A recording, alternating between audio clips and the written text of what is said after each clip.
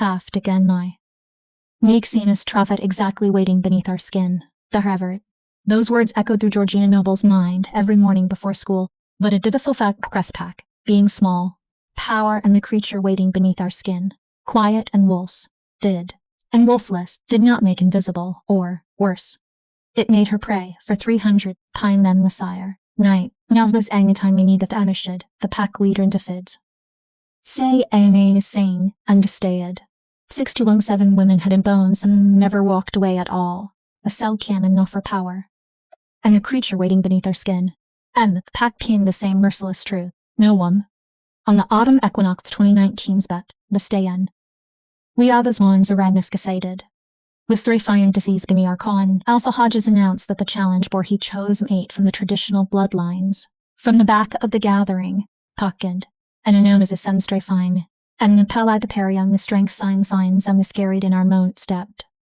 Georgina nobled, 20 feet 2, an omega, and completely wolfless, laughter thundered across the valley, taught that destiny announces itself.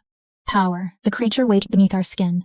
But the pack did not know that quiet people heard everything. They did not know that the rejected remembered every wound, that and this destiny announced itself through a pack sifting the fungar, and the creature waiting beneath our skin.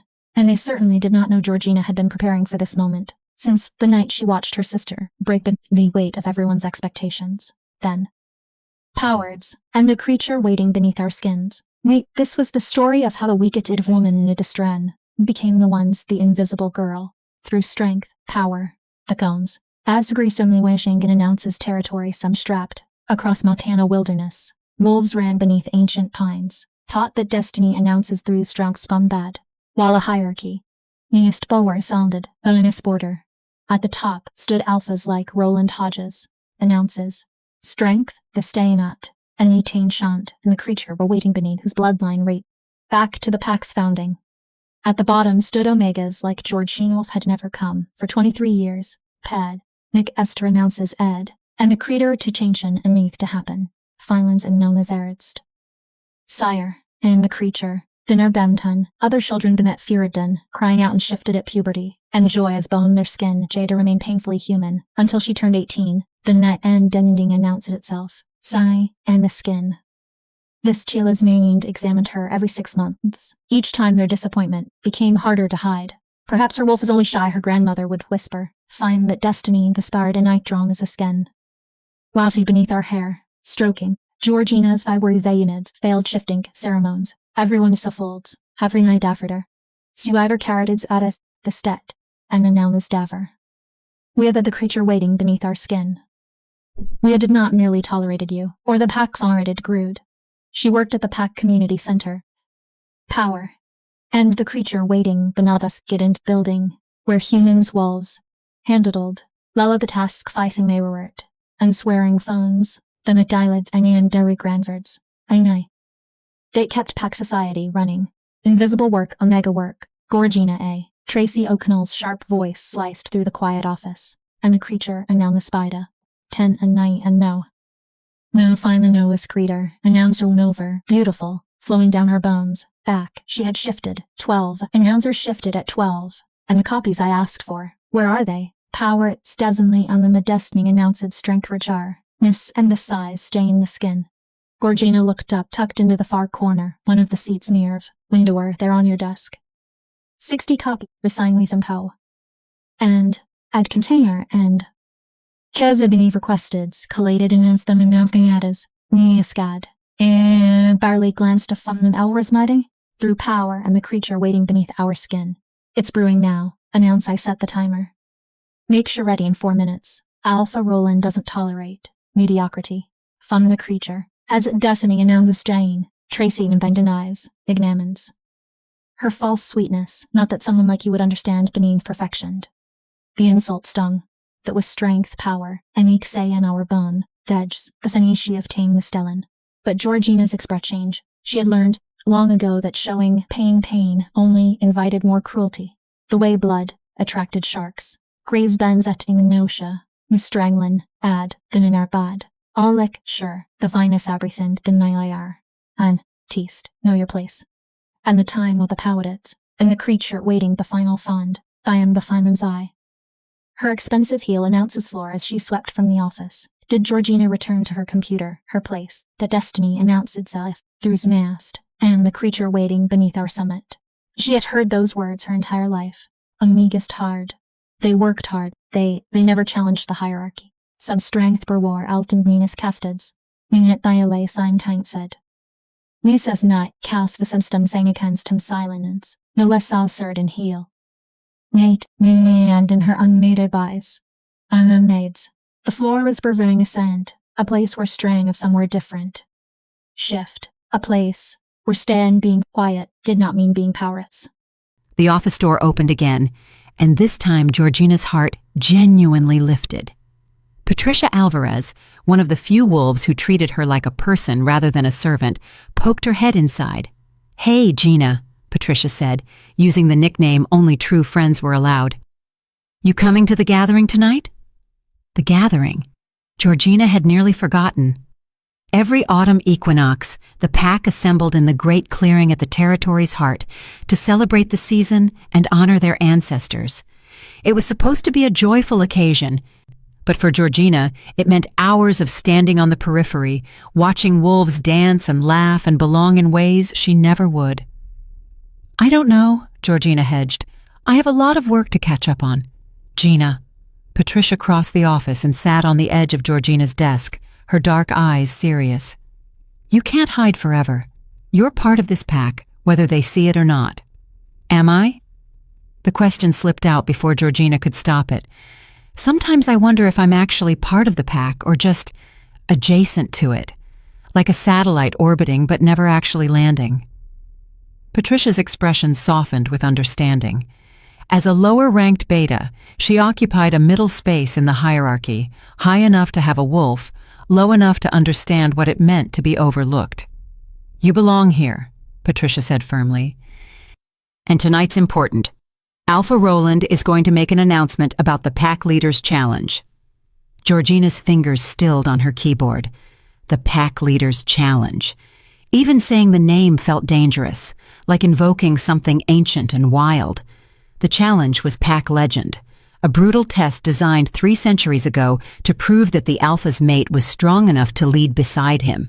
It consisted of 3 trials, each more difficult than the last. Physical prowess, mental acuity, and something the pack elders called true heart, the ability to make impossible choices for the good of the pack. 67 women had attempted it over the centuries. 67 women had failed. "Why would I care about the challenge?" Georgina asked, trying to sound casual. "It's not like I could ever—" "I know," Patricia interrupted gently, "but there's going to be a lot of political maneuvering tonight. Alpha Roland is under pressure to choose a mate from one of the traditional families. The Tanner bloodline, the Blackburn bloodline, the usual suspects." She lowered her voice. "But rumor has it he's going to open the challenge one final time before making his choice." Georgina's stomach twisted. She knew exactly what that meant. Roland Hodges was 31 years old, powerfully built, with storm-gray eyes and a presence that commanded instant obedience.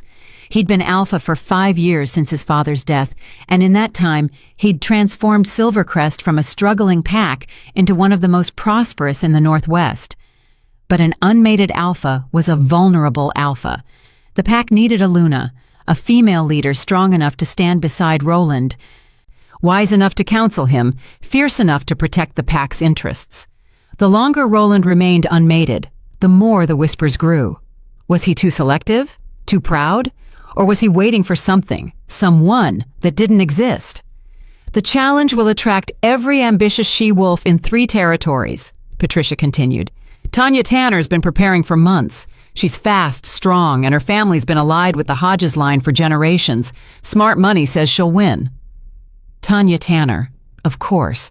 Georgina had gone to school with Tanya, had watched her transform from a pretty girl into a stunning woman who moved through pack society like she owned it. Tanya had shifted early, run fast, and collected admirers the way some people collected stamps. She was everything Georgina wasn't: confident, powerful, visible. "Then the challenge is as good as decided," Georgina said, returning her attention to her computer screen. No point in going to watch someone else's coronation. Patricia studied her for a long moment.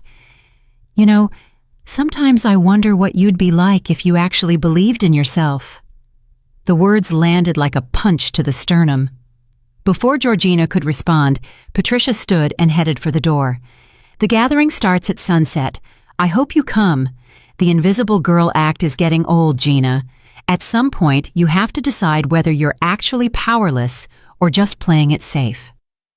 After Patricia left, Georgina sat in the empty office, her hands trembling slightly on the keyboard. Playing it safe. Was that what she'd been doing all these years? Her mind drifted to her sister Jessie, 4 years older and the family's golden child. Jessie had shifted at 13, a beautiful silver wolf with their grandmother's amber eyes. The pack had celebrated for 3 days. Jessie was going to be important, they'd said. Jessie was going to make the noble family relevant again. But when Jessie attempted the pack leader's challenge at 19, everything changed. She'd made it through the first trial, barely, and failed spectacularly at the second. The pack remembered Jessie's screams as she realized she wasn't strong enough, wasn't smart enough, wasn't enough. Jessie left Silvercrest 3 weeks later and never came back. The family didn't talk about it. They didn't talk about Jessie at all anymore, as if erasing her from conversation could erase the shame of her failure. Georgina had been 15 when Jessie left. Old enough to understand what the challenge had done to her sister, old enough to promise herself she'd never be that vulnerable, that exposed, that destroyed. The office phone rang, shattering her reverie. She answered on the second ring, her voice professionally pleasant. Silvercrest Community Center, this is Georgina. Coffee's cold. Roland Hodges's voice was deep, commanding, and completely unexpected. Alphas didn't call the community center. They sent betas to do it. I'm sorry, Alpha, Georgina stammered. I'll brew a fresh pot immediately. Don't bother. I'm standing in the break room looking at a pot that's clearly been sitting here for 30 minutes. Tracy was supposed to have this ready for the council meeting. She said you were handling it. Of course she did. Tracy had probably gotten distracted by her reflection or her phone and forgotten to deliver the coffee Georgina had carefully prepared. But now, Georgina would take the blame. That's how it always worked. I brewed it exactly on schedule, Alpha, Georgina said, keeping her voice even. But I should have confirmed it was delivered. That's my responsibility. I'll bring fresh coffee to the council room right now. A pause. Then, you're Georgina Noble. It wasn't a question, but she answered anyway. Yes, Alpha.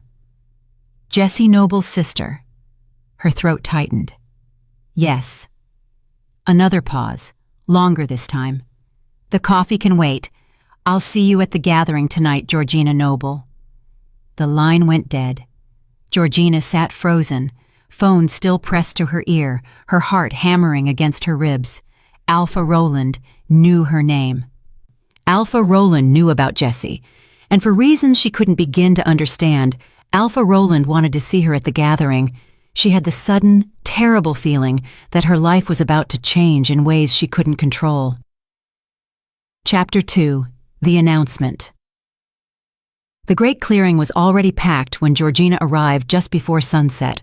Hundreds of wolves, both in human and wolf form, gathered beneath the ancient oak that stood at the territory's heart. Its massive branches stretched like protective arms over the assembly, and according to pack legend, the tree had been planted by the first alpha of Silvercrest 3 centuries ago. Georgina positioned herself at the far edge of the crowd, near the tree line where shadows gathered. This was her usual spot during pack gatherings, close enough to technically be present, far enough to avoid notice. She wore simple dark jeans and a gray sweater, clothing designed to help her blend into the background. The crowd buzzed with anticipation. Georgina caught fragments of conversation as wolves around her speculated about the announcement. Finally choosing a mate? About time. The pack needs a Luna. Tanya's practically got it locked down. My cousin said the Blackburn family is pushing hard for their daughter. Georgina scanned the clearing until she found Patricia standing with a group of mid-ranking wolves. Patricia caught her eye and waved, but Georgina shook her head slightly. Moving deeper into the crowd meant more exposure, more opportunities for someone like Tracy to make a cutting remark about the wolfless girl who thought she belonged. A hush fell over the gathering as Roland Hodges emerged from the pack house. He moved with the fluid grace of a natural predator, his tall frame commanding attention without effort. He wore dark pants and a simple black shirt, but somehow managed to look more regal than wolves draped in expensive clothing. His storm-gray eyes swept over the assembled pack, and Georgina felt her breath catch when his gaze seemed to pause in her direction. But no, he was probably looking at someone behind her, someone visible. "Silvercrest!" Roland's voice carried across the clearing, without him needing to shout. Alpha power threaded through every syllable. "Thank you for gathering on this sacred night." The pack responded with a traditional howl, those in wolf form lifting their muzzles to the darkening sky, those in human form mimicking the sound. Georgina remained silent, her human throat incapable of producing the haunting harmony of a true pack song. "Our ancestors built this pack on strength, wisdom, and unity," Roland continued. "For 5 years, I've led you as Alpha. We've expanded our territory, strengthened our alliances, and prospered in ways our grandparents only dreamed of. But a pack is incomplete without balanced leadership. An Alpha needs a Luna." The crowd stirred with excitement. This was it, the announcement everyone had been waiting for. "The Pack Leaders Challenge has stood for 300 years, Roland said. 67 women have attempted it. 67 have failed. Some have questioned whether the challenge itself is flawed, whether we're asking too much of our females." Murmurs of agreement rippled through the crowd, particularly from the older wolves who remembered the more brutal failures. "But I believe the challenge isn't the problem." Roland's voice hardened. "The problem is that we've been looking in the wrong places. We've been so focused on bloodlines and traditional power that we've forgotten what true strength looks like." Georgina frowned. That was an odd thing for an Alpha to say, especially one whose own power came from an ancient bloodline. "Therefore," Roland continued, "I'm opening the Pack Leaders Challenge one final time. Any unmated female of Silvercrest Pack may attempt it, regardless of rank or bloodline. The challenge will take place over 3 nights, beginning with the new moon, 1 week from tonight." The clearing erupted in shocked conversation. Any female? Regardless of rank? That had never been done before. The challenge had always been reserved for high-ranking wolves from respected families.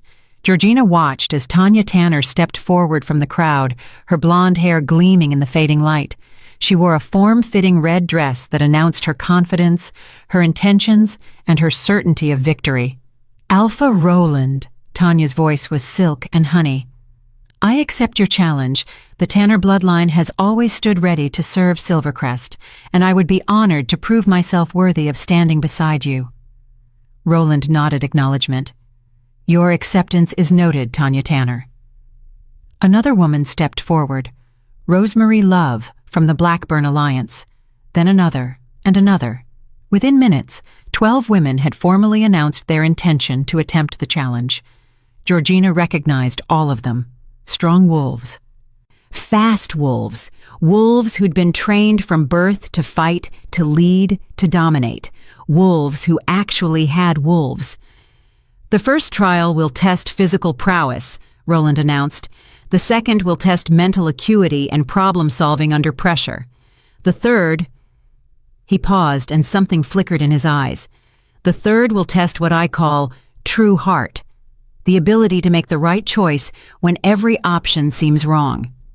The crowd hummed with renewed energy.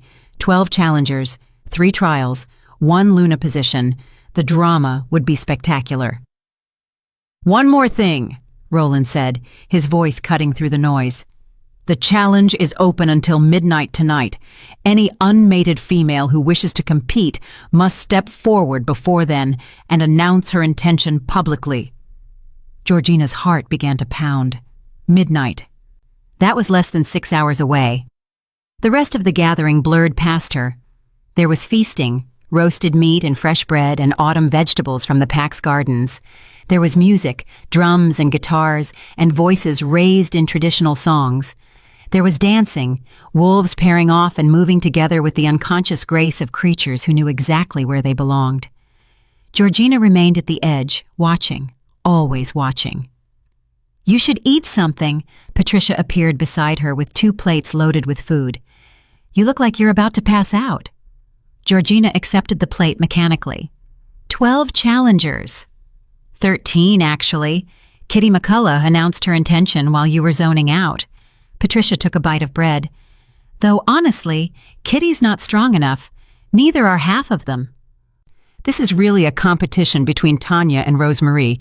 Everyone else is just there for the story they'll tell their grandchildren." "Why would he open it to everyone?" Georgina asked. "Why risk a weak wolf winning?" Patricia shrugged. "Maybe he's making a point. Or maybe he genuinely believes strength comes in different forms." She shot Georgina a sideways glance. "You know, technically, you could enter." Georgina nearly dropped her plate. "What?" "You're unmated. You're female. You're part of Silvercrest Pack." Patricia's tone was carefully casual. "You meet all the requirements." "I'm wolfless," Georgina hissed, glancing around to make sure no one had overheard. "I can't shift. I can barely do a pull-up. I'd be lucky to survive the first 5 minutes of the first trial." "Probably," Patricia agreed. "But imagine the look on Tracy's face if you announced your intention. Imagine Tanya's expression. It would be worth it just for that." "It would be suicide," Georgina corrected. "Remember Jessie? Remember what the challenge did to her? She had a wolf, Patricia. She was strong and fast and trained, and it still broke her." Patricia's expression sobered. "I remember. Your sister was tough. But Gina, can I tell you something that might sound harsh?" Georgina nodded, her appetite completely gone. Jessie wasn't broken by the challenge itself. She was broken by realizing she'd spent her entire life preparing to be something she wasn't. The challenge just made it obvious. Patricia set down her own plate. "But you've never pretended to be anything other than what you are. You know your weaknesses. You've learned to survive without the advantages everyone else has. In some ways, that makes you more dangerous than any of those she-wolves preening in the center of the clearing." "Dangerous how? By filing their paperwork really efficiently?" Patricia laughed, but there was a serious edge to it. "By being underestimated, by being invisible, by knowing things about this pack that the Golden Children never bother to learn because they're too busy being worshipped." Before Georgina could respond, a commotion erupted near the center of the clearing. Tanya Tanner's voice rose above the crowd, sharp with anger. "Absolutely inappropriate! She has no business even considering—" Georgina and Patricia pushed closer to see what was happening. In the center of a rapidly forming circle stood Gloria Moses, a quiet wolf in her mid-30s who worked in the pack's medical clinic.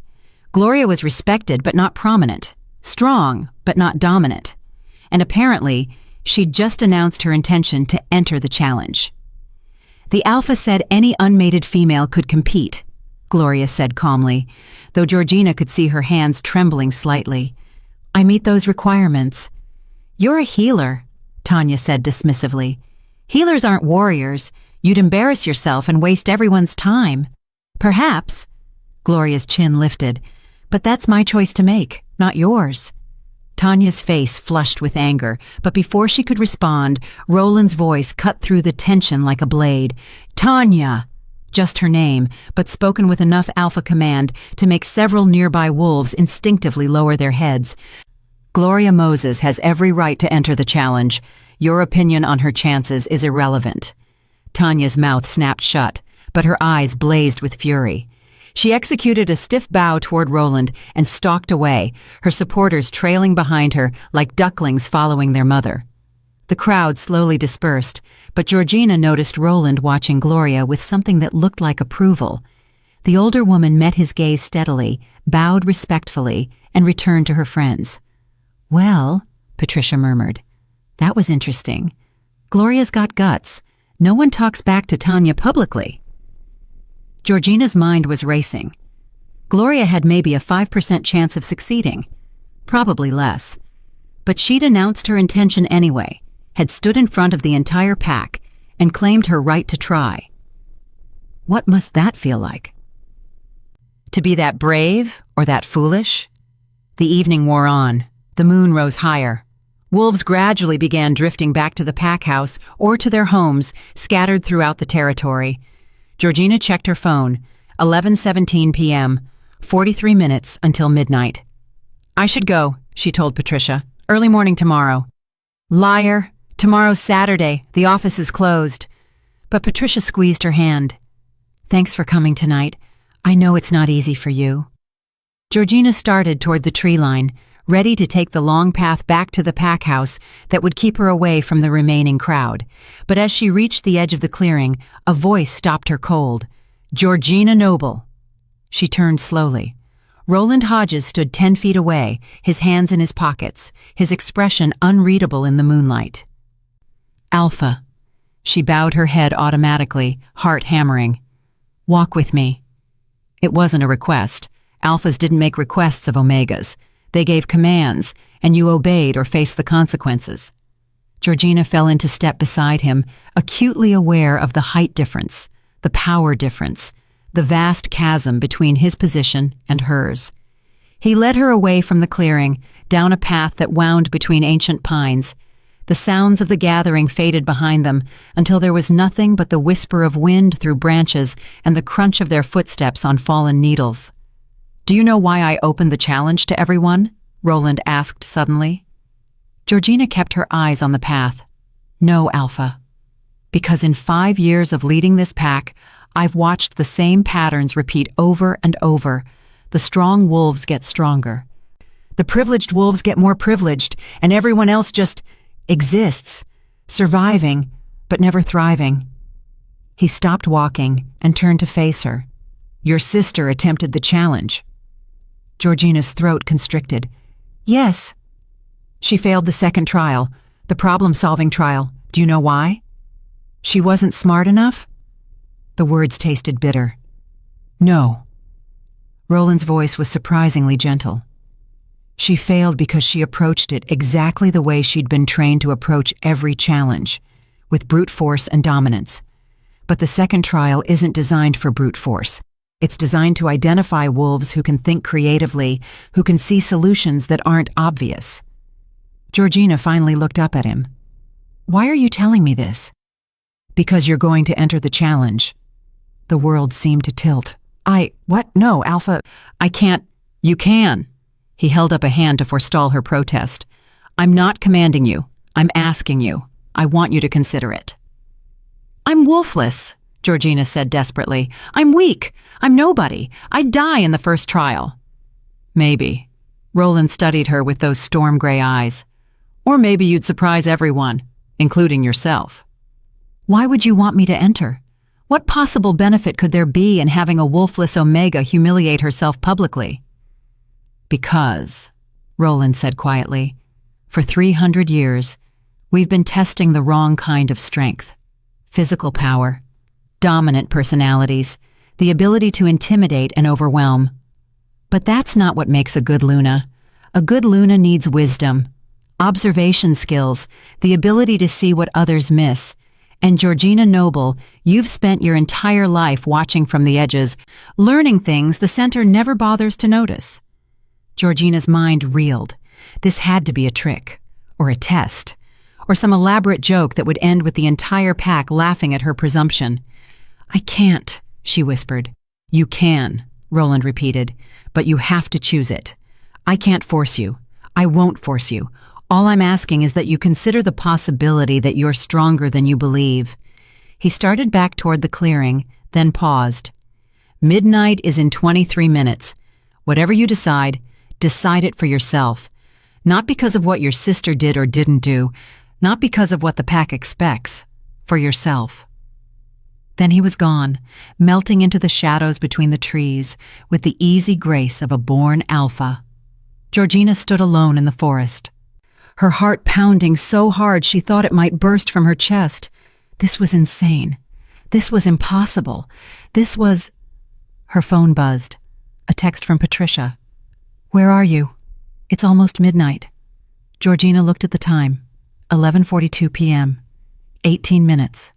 She thought about Jessie, broken and leaving in the middle of the night without saying goodbye. She thought about Tracy's condescending smiles and the way the pack looked through her like she was made of glass. She thought about 23 years of being invisible, insignificant, irrelevant. She thought about Roland's words, "Decide it for yourself." What did she want? Truly want? In the secret heart she barely acknowledged even to herself? She wanted to matter. She wanted to be seen. She wanted to prove that you didn't need a wolf to have worth. But wanting wasn't enough. The challenge would be brutal. It would probably destroy her just like it destroyed Jessie. The smart choice, the safe choice, was to go back to her little room, her quiet life, her invisible existence. Georgina stood at the edge of the forest for 3 more minutes, paralyzed by fear and possibility. Then she started running. She burst back into the clearing at 11:57 p.m., breathing hard, her hair wild from her sprint through the forest. The remaining wolves turned to stare. Patricia's eyes went wide with shock. Georgina pushed through the crowd toward the center where Roland stood with the pack elders, marking down the final list of challengers. "Wait." Georgina's voice came out smaller than she intended. She cleared her throat and tried again. "Wait. I want to enter." The clearing went absolutely silent. Tanya Tanner laughed, a cruel, sharp sound. "Oh, this is precious. The Wolfless Omega thinks she can compete." Other wolves joined in the laughter. Not everyone. Patricia looked stunned but not mocking, and Gloria Moses watched with something like recognition in her eyes, but enough that Georgina felt heat flood her cheeks. Roland held up a hand. The laughter died instantly. "State your full name and your intention," he said formally. Georgina's hands shook, but she kept her voice steady. "I am Georgina Noble. I am unmated, and I am a member of Silvercrest Pack. I announce my intention to compete in the Pack Leaders Challenge. Your announcement is witnessed and recorded." Roland's expression remained neutral, but Georgina thought she saw something flicker in his eyes. Approval? Satisfaction? "Georgina Noble is the 15th and final challenger." Tracy O'Connell's voice rang out mockingly. "Someone should tell her about the mortality rate. Oh wait, she can just ask her sister. Oh right, Jessie's too ashamed to ever come back." The cruelty of it stole Georgina's breath, but before she could respond, Roland's voice cracked across the clearing like thunder. "That's enough." The alpha command in his voice made several wolves whimper and drop to their knees. "The next person who mocks any challenger will be removed from Packlands for 1 month. Is that understood?" A chorus of "Yes, Alpha" rippled through the crowd. Roland's gaze swept over the assembled wolves, then returned to Georgina. "The first trial begins in 7 days at sunset. All challengers should prepare accordingly. This gathering is dismissed." As the crowd began to disperse, Georgina stood frozen in the center of the clearing, only now realizing the full magnitude of what she'd just done. Patricia ran up and grabbed her shoulders. "Are you insane? Are you suicidal? What were you thinking?" "I don't know," Georgina whispered. "I honestly don't know." But as she walked back to the pack house, feeling the weight of 100 stares following her, she realized something had shifted. For the first time in her life, Georgina Noble wasn't invisible. Whether that was a blessing or a curse, she'd find out in 7 days. Chapter 3. The Preparation. The community center office felt different on Monday morning. Georgina arrived at her usual time, 7:30 a.m., 30 minutes before anyone else, but the building seemed to hold its breath around her, as if the walls themselves knew she'd done something unprecedented. She unlocked the door, turned on the lights, and settled at her corner desk. Her computer hummed to life. Everything looked exactly the same as it had last Friday, except everything had changed. By 8:15 a.m., when Tracy O'Connell swept through the door with her designer coffee and dismissive attitude, Georgina had already organized the week's filing, responded to 3 emails, and updated the community calendar. "Well, well," Tracy said, perching on the edge of Georgina's desk with deliberate casualness. "If it isn't Silvercrest's most delusional challenger," Georgina kept typing. "Good morning, Tracy." Do you have any idea what you've done? The entire pack is talking about you, and not in a good way. Tracy examined her manicured nails. People are taking bets on how quickly you'll quit. Most are giving you less than 5 minutes into the first trial. Then they'll lose their money in 5 minutes and 1 second, Georgina said evenly. Tracy's eyes narrowed. This isn't a joke, little Omega. The challenge isn't some feel-good participation trophy event. Wolves have died, strong wolves, wolves with actual power. She leaned closer, her voice dropping to a poisonous whisper. What exactly do you think happens when you're facing down a physical trial designed to test alpha-level strength? You're going to humiliate yourself. And worse, you're going to humiliate every low-ranking wolf in this pack by proving we're exactly as weak as everyone thinks. The words hit their target. Georgina's fingers stilled on the keyboard. She hadn't considered that angle, that her failure wouldn't just reflect on her, but on every Omega and low-ranking wolf who'd ever dared to dream of something more. I appreciate your concern, Georgina managed, her voice steadier than she felt. It's not concern, it's embarrassment by association. Tracy stood, smoothing her skirt. When you inevitably fail, try to do it quietly. Some of us still have to live here afterward. After Tracy left, Georgina sat motionless at her desk, doubt creeping through her resolve like frost through glass. What had she been thinking? Roland's words had been so compelling in the moonlit forest, but in the harsh fluorescent light of Monday morning reality, they seemed like fairy dust, pretty but insubstantial. The office phone rang. Georgina answered automatically. Silvercrest Community Center. Georgina Noble? An unfamiliar female voice, clipped and professional. Speaking. This is Marty Monroe, head trainer at Silvercrest Gym. Alpha Roland has arranged for you to have access to our private training facilities. Your sessions begin this afternoon at 4 p.m. Don't be late. The line went dead before Georgina could respond. She stared at the phone, mind racing. Roland had arranged training for her? Why would he do that unless he actually believed she had a chance? Or unless he wanted to make sure his gamble didn't blow up in his face too quickly. The Silvercrest Gym occupied a converted warehouse on the eastern edge of pack territory. Georgina had never been inside. It was primarily used by warriors and high-ranking wolves who took their physical conditioning seriously. The building loomed before her at 3:55 p.m., all metal and concrete and intimidation. She pushed through the front door and immediately wanted to retreat. The interior was massive, filled with equipment she couldn't name and didn't know how to use. Free weights that probably weighed more than she did, machines that looked like medieval torture devices. And everywhere, mirrors reflecting back her small, ordinary, completely inadequate form. You're early. Good.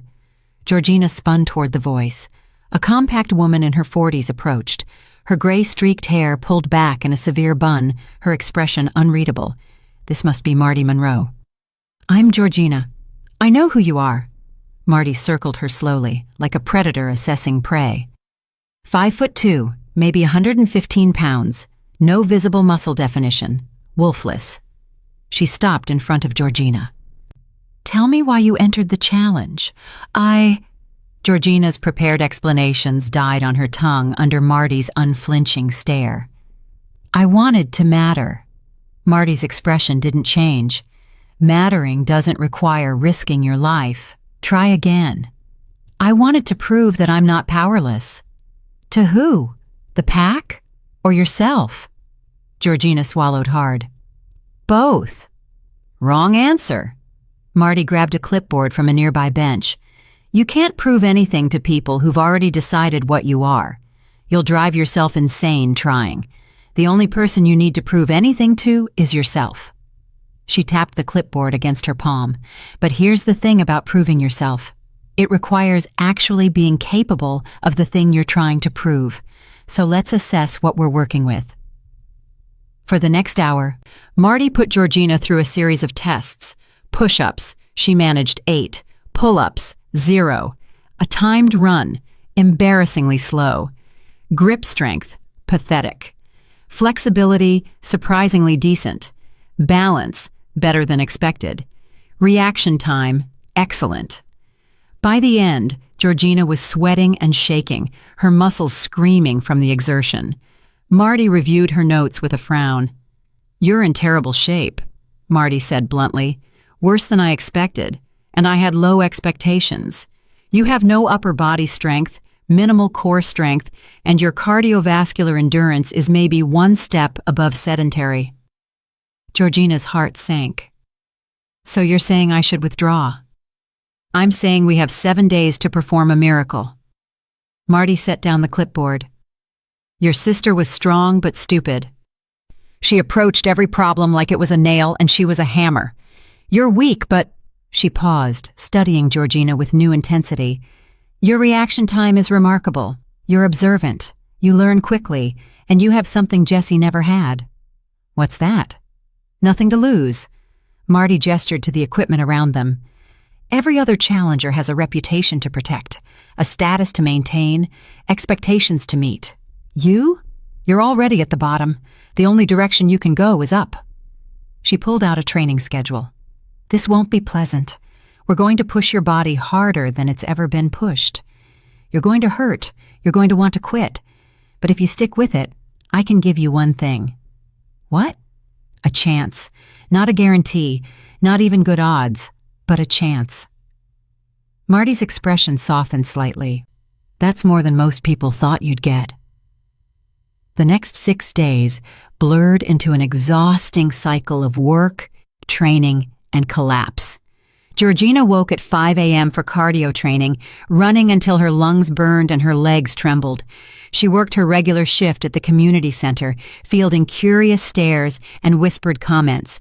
Then she trained again from 4 p.m. until 8 p.m., strength work, agility drills, and something Marty called tactical problem solving. That last part was the most interesting. Marty would present scenarios. You're trapped in a room with 3 exits, but each is guarded by a wolf twice your size. How do you escape? Or, you need to retrieve an object from the top of a 20-foot pole. You have a rope, a knife, and a bucket. Go. Georgina discovered she was good at this part. Her years of observation, of watching from the edges and analyzing social dynamics, had taught her to spot patterns and think laterally. She couldn't overpower anyone, but she could outthink them, sometimes. On the 3rd day of training, Patricia showed up at the gym with a duffel bag. "What are you doing here?" Georgina asked, pausing mid-plank. "I'm your corner person," Patricia announced. "Every challenger gets support staff. You think Tanya's training alone? She's got a team of 5. I can't afford—" "You're not paying me. I'm volunteering." Patricia dropped the bag. "I brought protein shakes, athletic tape, and my grandmother's special muscle recovery cream. It smells like death, but works like magic." Marty emerged from her office, eyeing Patricia skeptically. "Who are you?" "Patricia Alvarez, mid-ranking beta, data analyst, and Georgina's only actual friend in this pack." Patricia extended her hand. "I'm here to help however I can." Marty shook her hand grudgingly. "Fine. Make yourself useful. She needs someone to time her sprints while I work with another client." As Patricia helped Georgina through the rest of the training session, Georgina felt something warm unfurl in her chest. She wasn't completely alone in this insanity. At least one person believed, or cared enough to pretend to believe. On the 5th day, Gloria Moses stopped by the gym. The healer watched Georgina struggle through a set of burpees before approaching. "May I speak with you?" Gloria asked quietly. They moved to a quiet corner while Georgina caught her breath. Up close, Gloria looked tired but determined. "I wanted to thank you," Gloria said. "For what?" "For entering the challenge. I know you probably don't see it this way, but your announcement gave me courage. If the Wolfless Omega girl could stand up in front of the whole pack, then I could handle Tanya's mockery." Gloria smiled slightly. "We're both going to fail probably, but at least we'll fail trying." "That's depressing," Georgina said, but she smiled back. "Realistic," Gloria corrected. "But here's the thing. I've been a healer for 15 years. I've patched up wolves from previous challenges. I know what the first trial usually looks like." She lowered her voice. "It's not just about brute strength. There are always alternatives, paths that don't require overpowering the obstacles. The strong wolves never look for them because they don't need to. But we might. Georgina's mind sparked with interest. Do you know what this year's first trial will be? No. Roland keeps it secret until the night of. But I know the principles. The challenge is designed to test Aluna's ability to protect the pack. That means multiple approaches should be viable.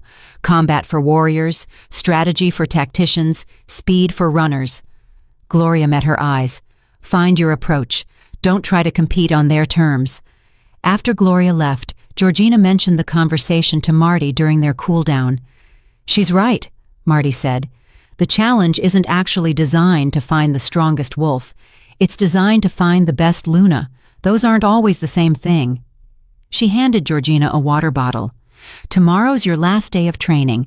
On Saturday, you rest and prepare mentally. Then Sunday night, she trailed off. Then we find out if any of this mattered, Georgina finished. No. Marty gripped her shoulder. Then we find out who Georgina Noble really is when everything's on the line. Saturday passed in a haze of nervous energy. Georgina tried to rest as instructed, but her mind wouldn't stop spinning through possibilities, scenarios, catastrophes.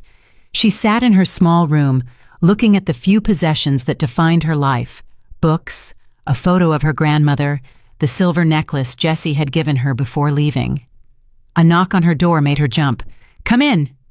Patricia entered carrying a garment bag. Special delivery. Marty sent it. Georgina unzipped the bag to find athletic clothing, flexible pants, a fitted tank top, a light jacket, all in dark gray, practical, and designed for movement. There was a note pinned to the jacket in Marty's angular handwriting. Don't try to look like them. Look like yourself. There's something else, Patricia said, pulling a small box from her pocket. From me. Inside was a simple black hair tie with a small silver charm, a tiny omega symbol. Patricia, I can't. Yes, you can. And you will. Patricia's eyes were suspiciously bright. I know you're scared. I know you think you're going to fail. But Gina, you've already done something incredible. You stood up. You claimed your right to try. Whatever happens tomorrow night, that matters. After Patricia left, Georgina sat with the hair tie in her palm, feeling its small weight. The omega symbol, usually a mark of shame, of lowest rank, suddenly felt like something different. A reminder of where she'd started, a promise of how far she'd come. She thought about Jessie, who'd been so strong and so broken. She thought about all the years of being invisible, insignificant, irrelevant. She thought about Roland's words in the forest. Decide it for yourself. Tomorrow night, 15 women would face the first trial. 14 of them were stronger, faster, more powerful than Georgina would ever be. But none of them had spent 23 years learning to survive with nothing. None of them had been forced to find alternatives because the obvious paths were closed. None of them knew what it meant to be truly desperate. Georgina tied her hair back with Patricia's gift and looked at herself in the small mirror above her dresser. She still looked small. She still looked ordinary. But there was something different in her eyes now, a spark of defiance that hadn't been there 2 weeks ago. Tomorrow, she whispered to her reflection. Tomorrow, we find out. The moon rose outside her window, waxing toward new. In 24 hours, the pack leader's challenge would begin. Georgina Noble had no idea if she would survive it, but she was done being invisible. Chapter 4. The First Trial. Sunset painted the sky in shades of blood and fire as Georgina made her way to the challenge grounds. The location itself was legendary, a natural amphitheater carved into the mountainside with stone walls rising 50 feet on 3 sides and a flat arena floor roughly the size of a football field. Hundreds of pack members had already gathered on the terraced seating, their excited chatter echoing off the ancient rock. Georgina wore Marty's gift, the dark gray athletic clothes that fit her like a second skin. Her hair was pulled back with Patricia's charm. She carried nothing else. The rules were clear. challengers faced the trial with only what they wore and what they could find. Patricia walked beside her, carrying a small medical kit. "Remember what Marty said. Don't compete on their terms. Find your own path." "Easy to say," Georgina muttered, her stomach churning with anxiety. "Hey!" Patricia grabbed her arm, forcing Georgina to stop and look at her. "You've already survived 6 days of training that would have broken most wolves. You've endured a lifetime of being dismissed and overlooked. Whatever happens in there, you're stronger than they think." They reached the challenger's entrance, a narrow tunnel that opened onto the arena floor. 13 other women were already gathered, stretching and preparing. Tanya Tanner held court in the center, surrounded by her team of supporters. She wore crimson athletic gear that showcased her powerful build, her blonde hair braided back in an intricate warrior's style. When Tanya spotted Georgina, her perfect lips curved into a predatory smile. "Oh, good. The entertainment has arrived. I was worried you'd come to your senses and withdraw." Several other challengers laughed, but not all of them. Gloria Moses caught Georgina's eye and nodded slightly in solidarity. And Rosemary Love, the Blackburn family's champion, simply ignored the mockery and continued her warm-up routine with focused intensity. "Where's the 15th challenger?" someone asked. "Kitty McCullough withdrew this morning," a beta wolf announced from the tunnel entrance. "Said she'd rather preserve her dignity. Smart girl." So there were 14 now. Georgina wondered if that made her the dumbest or the bravest. Probably the former. "Challengers, take your positions." Roland Hodges's voice boomed across the amphitheater, amplified by the natural acoustics. The crowd's chatter died instantly. Georgina joined the other 13 women as they filed out onto the arena floor, spacing themselves in a line facing the Alpha's platform. Roland stood above them, flanked by the pack elders. He wore simple black clothing, but the alpha power radiating from him needed no embellishment. His storm-gray eyes swept over the assembled challengers, and Georgina felt the weight of his gaze when it reached her. "Welcome to the Pack Leaders Challenge," Roland's voice carried to every corner of the amphitheater. "For 300 years, these trials have tested the strength, wisdom, and heart of those who would stand as Luna beside the Alpha. Tonight, you face the first trial, the Gauntlet of Strength." A collective intake of breath from the crowd. The gauntlet was legendary, and legendarily brutal. "The rules are simple," Roland continued. "Before you lies an obstacle course. You must traverse it from start to finish. The first 5 challengers to complete the course successfully will advance to the second trial. Those who fail or finish after the 5th position are eliminated." Georgina's heart sank. First 5? With 14 challengers, that meant more than half would be eliminated tonight, and speed had never been her strength. However, Roland's voice sharpened, commanding absolute attention. "There are 3 paths through the gauntlet. Choose wisely. The obvious path is not always the fastest." At his words, massive stone barriers began rising from the arena floor with grinding mechanical precision. Georgina watched in awe as the course materialized before them, a nightmarish maze of obstacles that seemed designed to break both body and spirit. The leftmost path featured pure physical challenges, walls to climb, pits to jump, ropes to swing across. This was clearly designed for the strongest, most athletic wolves. The center path was a labyrinth, a complex maze of passages and dead ends. Speed and navigation skills would matter here, but also luck and spatial reasoning. The rightmost path appeared shortest, but was lined with what looked like puzzles or locks, gates that would need to be opened through problem-solving before passage was possible. "You have 5 minutes to study the course," Roland announced. "Then the trial begins. Choose your path, choose your approach, choose whether you truly want this." The 14 challengers spread out, examining the 3 paths with varying degrees of confidence. Tanya headed straight for the physical path, running her hands along the climbing wall with proprietary satisfaction. This was her domain. Several other strong wolves joined her there. Rosemary Love studied the maze intently, tracing potential routes with her finger in the air. 4 other challengers clustered around the maze entrance, discussing strategy. That left the puzzle path. Georgina approached it slowly, her analytical mind already working. The gates were made of iron, and each had a different mechanism. Symbols that needed to be aligned, chains that needed to be arranged in specific orders, what looked like riddles carved into the stone. Gloria Moses appeared beside her. The puzzle path. It's the only one that plays to our strengths, Georgina said quietly. But look. She pointed to the third gate. That's a weight-triggered mechanism. Even if we solve the puzzle, we'd need to hold down that pressure plate while moving through. One person can't do it alone. Then we help each other, Gloria said simply. That's allowed? Roland never said it wasn't. He said complete the course, not complete it alone. A whistle pierced the air.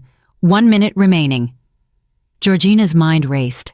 The physical path would eliminate her instantly. She simply wasn't strong enough.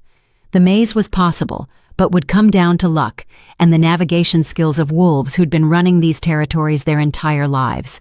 The puzzle path was her best chance, but several of the mechanisms seemed impossible for a single person, unless— Gloria, Georgina said urgently, you're right about working together, but not just you and me. We need one more. She scanned the remaining challengers and spotted a small woman standing alone near the puzzle path. Tanya Tanner's younger cousin, who'd entered the challenge over Tanya's loud objections. She looked terrified. Georgina approached quickly. What's your name? Alan Mason, the woman stammered. Well, Alan is actually my brother's name, but I was named after him and— Can you count quickly? Do math in your head? Alan blinked. I'm an accountant. Why? Because that fourth gate has a numerical sequence lock. I can see it from here. It's going to require fast calculations. Georgina glanced at the Alpha's platform. 30 seconds. Work with us. The three of us can clear the puzzle path faster than anyone can clear the others alone. Tanya will kill me, Alan whispered. Tanya's not your Alpha. Roland is. And he said, choose wisely. Georgina extended her hand. Choose survival. Alan hesitated for only a second before gripping Georgina's hand. Okay, yes, let's do this. Challengers, take your positions. The 14 women rushed to their chosen starting points. 10 had chosen the physical path, drawn by their confidence in their strength. 3, including Rosemarie, had chosen the maze. Only Georgina, Gloria, and Alan stood at the puzzle path entrance. Tanya's mocking voice carried across the arena. The reject squad chooses the reject path. How appropriate. Roland raised his hand. The crowd fell silent. Even the wind seemed to hold its breath. Begin! The arena erupted in chaos. The 10 challengers on the physical path surged forward, immediately spreading out as the strongest pulled ahead. Rosemarie and her 2 maze companions disappeared into the labyrinth's entrance, and Georgina sprinted toward the first puzzle gate with Gloria and Alan flanking her. The first gate's puzzle was actually straightforward, a series of symbols that needed to be rotated to match the pattern carved into the stone above. Georgina's fingers flew over the mechanisms, her brain cataloging the pattern instantly. Years of filing documents and organizing systems had trained her to see patterns others missed. The gate groaned open. They rushed through.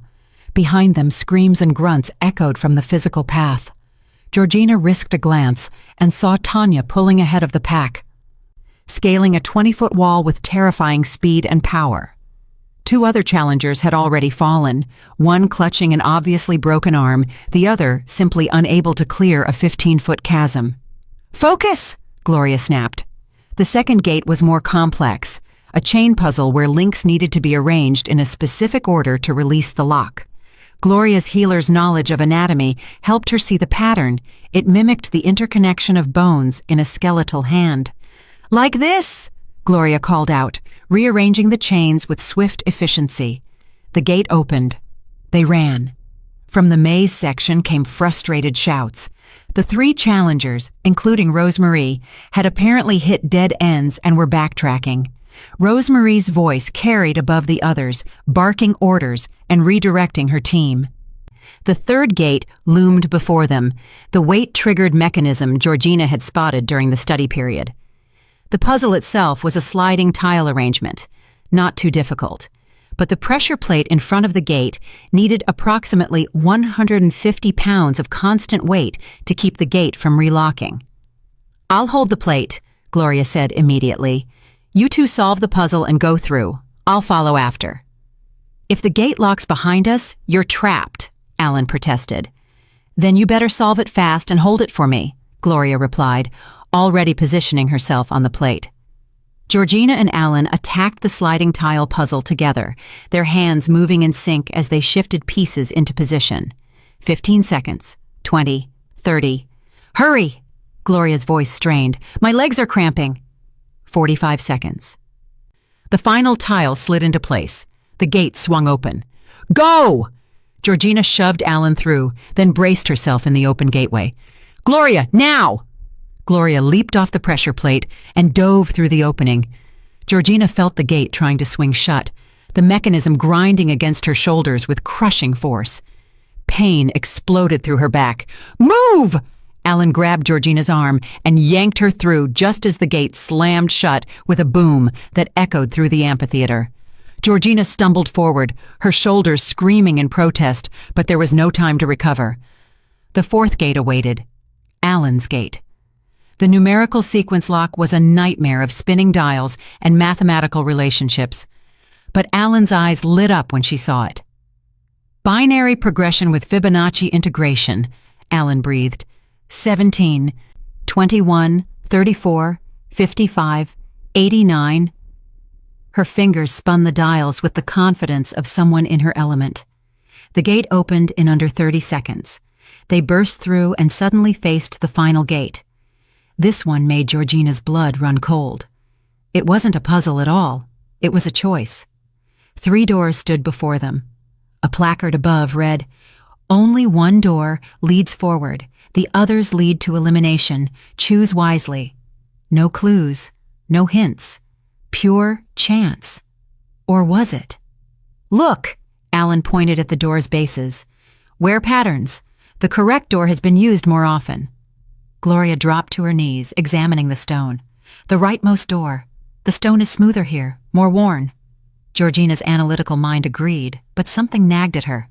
It's too obvious. Would Roland make the test that simple? "We don't have time to debate," Gloria said urgently. From behind them came the sounds of other challengers advancing. "Trust the evidence." Georgina's hand hovered between the worn right door and the pristine left door. Evidence versus instinct. Logic versus intuition. She grabbed the left door's handle and yanked it open. A roar of approval from the crowd told her she'd chosen correctly before she even saw the arena exit beyond the door. "How did you know?" Alan gasped as they sprinted through. "Roland said choose wisely," Georgina panted. Tanya and the strong wolves would choose the physical path. The maze would attract the clever ones. The puzzle path was always meant for those who could think differently, so the final test had to reward going against the obvious evidence. They burst out of the puzzle path's exit and onto the arena floor at the same moment that Tanya crashed through the physical path's exit. The alpha wolf was bleeding from several cuts, and her crimson outfit was torn, but her eyes blazed with triumph. Until she saw that Georgina had matched her time. "Impossible," Tanya breathed.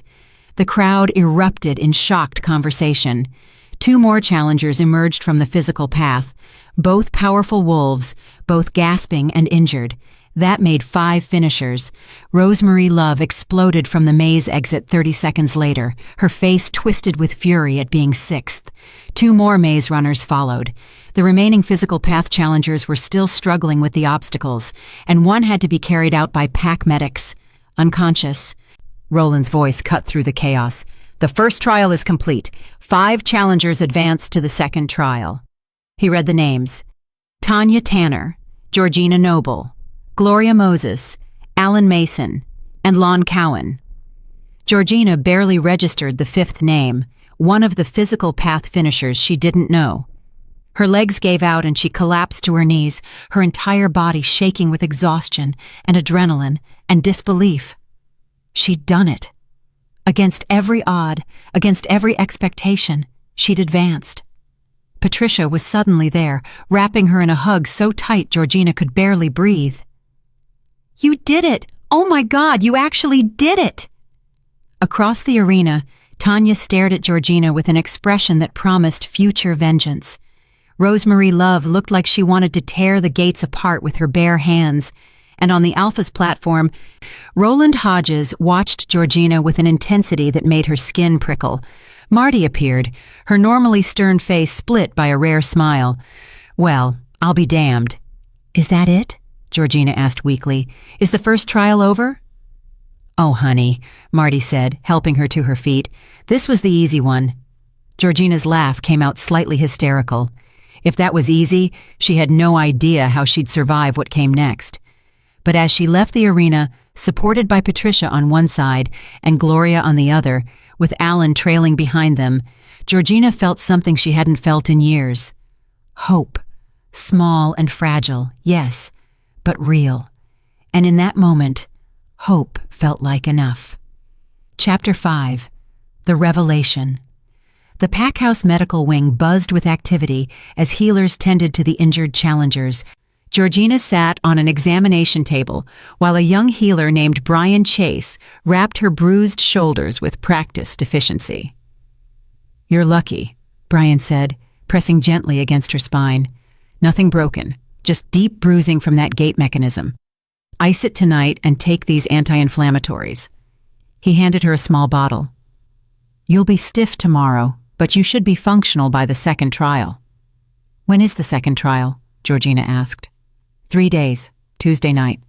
Brian stepped back, examining his work. "The trials are always spaced to allow for recovery, though usually the second trial doesn't require as much physical stamina as the first." After Brian cleared her for discharge, Georgina found Patricia waiting in the hallway with fresh clothes and an ice pack. "You're officially a pack celebrity," Patricia announced, steering Georgina toward the stairs. "Everyone's talking about the Wolfless Omega who beat Tanya's time. The betting boards have been in chaos for the last hour." "People bet on the challenge? Are you kidding? There's an entire economy around it. Some wolves have been betting on challenge outcomes for years." Patricia grinned. "I put $50 on you making it past the first trial. Just made $300. "You bet on me?" Georgina stopped walking, touched despite herself. "Of course I did.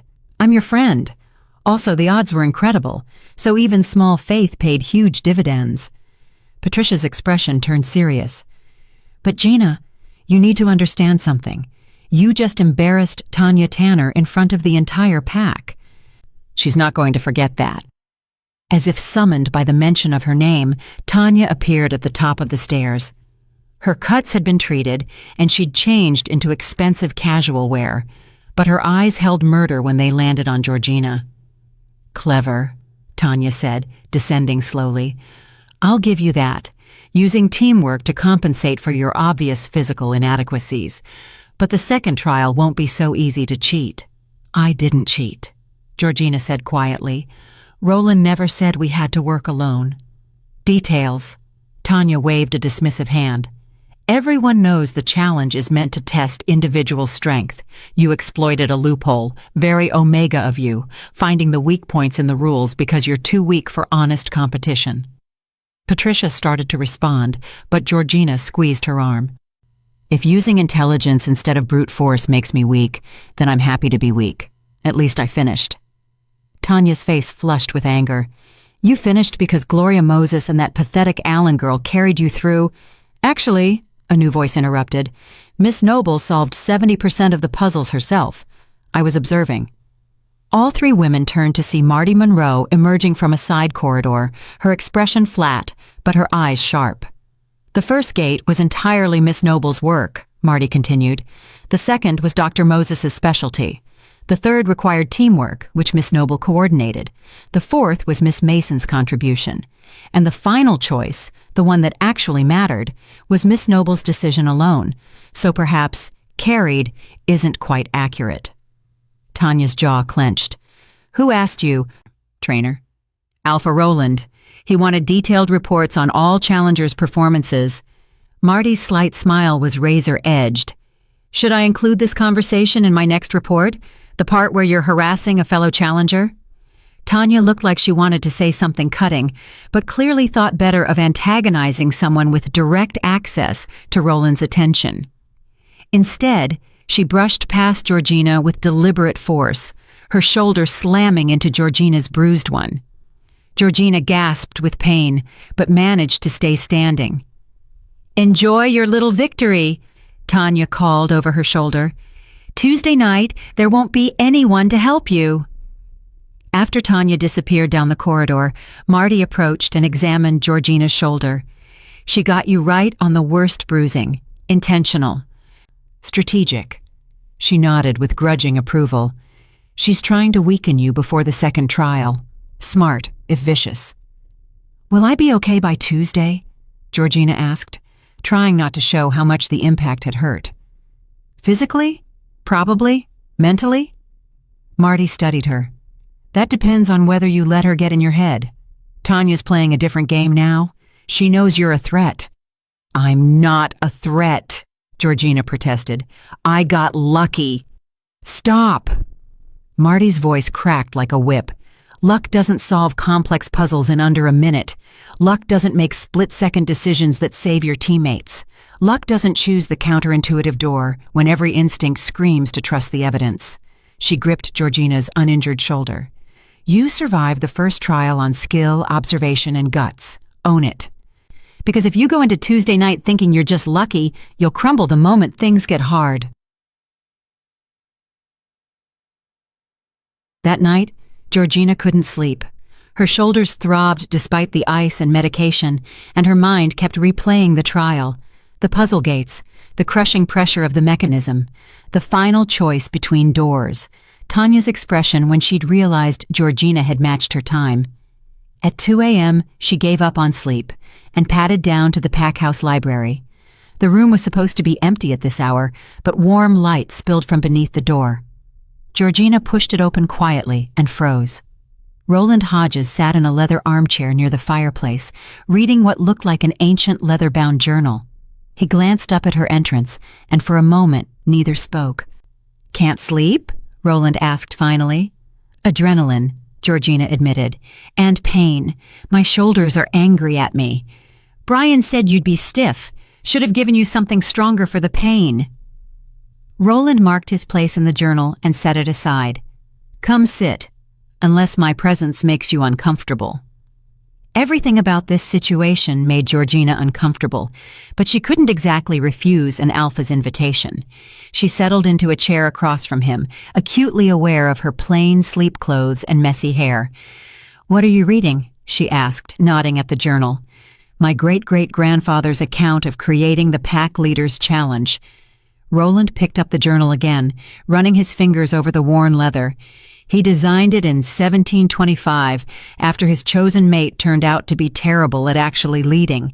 Strong warrior, beautiful woman, but she had no wisdom and no empathy. She nearly destroyed the pack through bad decisions.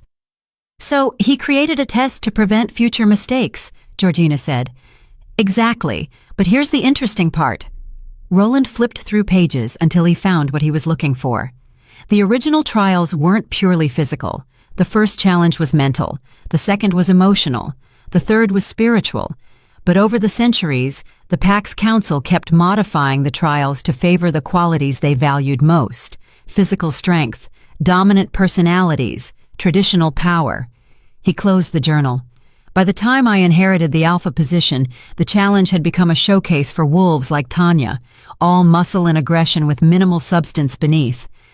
"Is that why you opened it to everyone?" Georgina asked. "To shake things up?" "Partially." Roland's storm-gray eyes studied her intently. "But also because I've watched this pack for 5 years and I've noticed something. The wolves everyone considers weak. The low-rankers, the omegas, the ones dismissed and overlooked. They're often the ones holding everything together. They're the administrators keeping our systems running, the healers patching up the warriors, the problem solvers finding solutions the strong wolves never consider because brute force always worked before." Georgina's throat tightened. "That's a lovely sentiment, Alpha, but sentiment doesn't change biology. I'll never have a wolf. I'll never have the physical power the others have.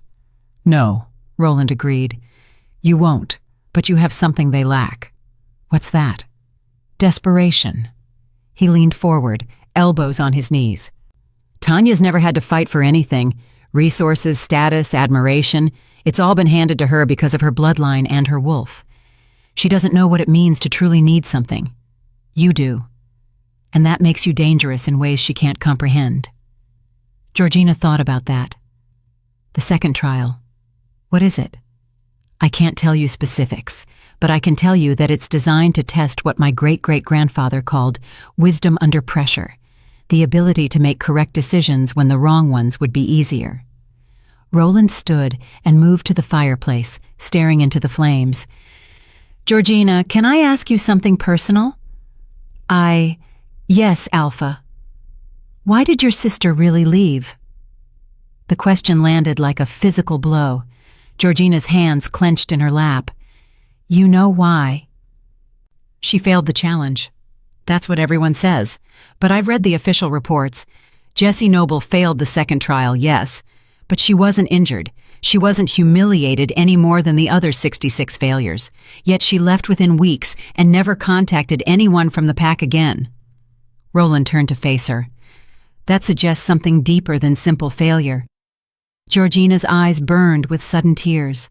She tried to hold them back, but one escaped, tracking down her cheek. Jessie called me the night before she left, Georgina whispered. She said the challenge didn't break her. Realizing she was exactly who everyone thought she was, that broke her. She'd spent her whole life being told she was special, being groomed to be important. The challenge forced her to see that she wasn't actually special.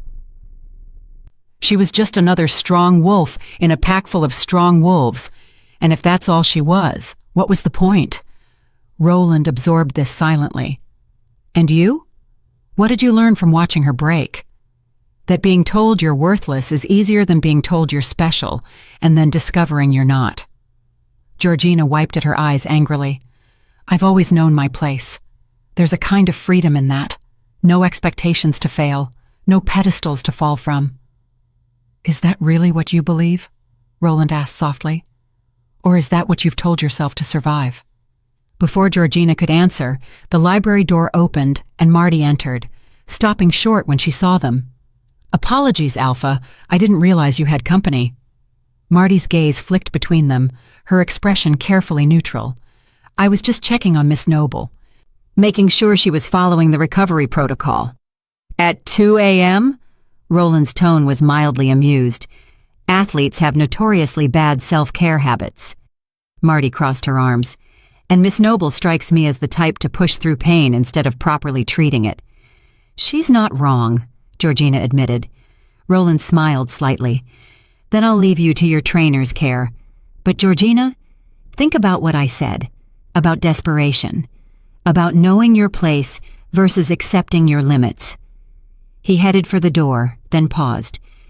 The challenge doesn't require you to be what you're not. It requires you to be completely yourself. The question is whether you actually know who that is. After he left, Marty settled into the chair he'd vacated. What was that about? I have no idea, Georgina said honestly. Alpha Roland is complicated. He's invested in you, Marty said bluntly. Has been since before you entered the challenge. I've been training wolves for 20 years. I know when an alpha has particular interest in a challenger. Georgina's stomach flipped. There's no way. I'm not saying he's romantically interested, though he might be. I'm saying he sees something in you that he wants to see succeed. Marty pulled out a small jar from her jacket pocket. Which is why you're going to use this salve twice a day until Tuesday. It'll help with the bruising and inflammation. And you're going to rest tomorrow. No training, just recovery. But no arguments. The second trial isn't physical. It's mental. Your body needs rest, but your mind needs preparation. Marty handed her the jar. I'll see you Monday for strategy sessions. Until then, sleep, eat, let your friend fuss over you, and stop trying to figure out Roland Hodges' motivations. You've got enough to worry about. Monday morning brought unexpected visitors. Georgina was eating breakfast in the pack house dining hall, oatmeal and fruit, at Patricia's insistence, when Gloria Moses and Alan Mason approached her table. "May we join you?" Gloria asked. Georgina gestured to the empty seats. "Of course." The three women ate in comfortable silence for a moment before Alan spoke up. "I wanted to thank you for including me in the puzzle path team. I know you didn't have to." "We all needed each other," Georgina said. "That was the point." "Still. You saw something useful in me when everyone else, including my cousin, just saw Tanya's embarrassing relative." Alan's hands twisted her napkin nervously. "I've spent my whole life being invisible too. Different reasons than yours, but the result was the same. Yesterday was the first time I felt like I mattered." "You did more than matter," Gloria added. "That numerical sequence would have taken anyone else at least 2 minutes to solve. You did it in 30 seconds. You saved us." Alan's eyes filled with tears. "Thank you." They ate in companionable silence until Tracy O'Connell's voice cut across the dining hall. "Well, well, the consolation prize table. How adorable." Georgina looked up to find Tracy standing with 2 other beta wolves, all 3 wearing matching smirks. "Ignore her," Patricia muttered from beside Georgina. But Tracy wasn't done. "I just wanted to congratulate you on your participation trophy, Georgina. Making it past the first trial when only 5 could advance, truly inspirational.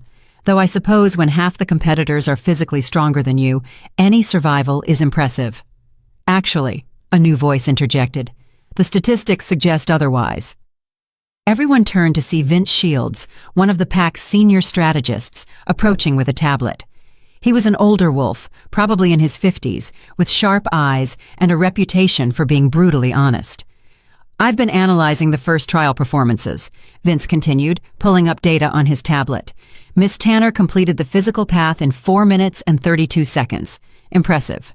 However, she also sustained multiple injuries, broke 3 ribs on another competitor when she shoved past them, and required extensive medical treatment afterward." Tanya's table across the dining hall had gone very quiet. Miss Noble, in contrast, completed the puzzle path in 4 minutes and 30 seconds, 2 seconds faster than Miss Tanner.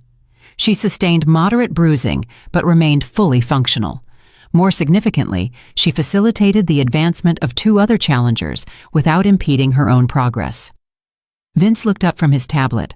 From a strategic leadership perspective, Miss Noble's performance was objectively superior. Tracy's mouth opened and closed like a fish.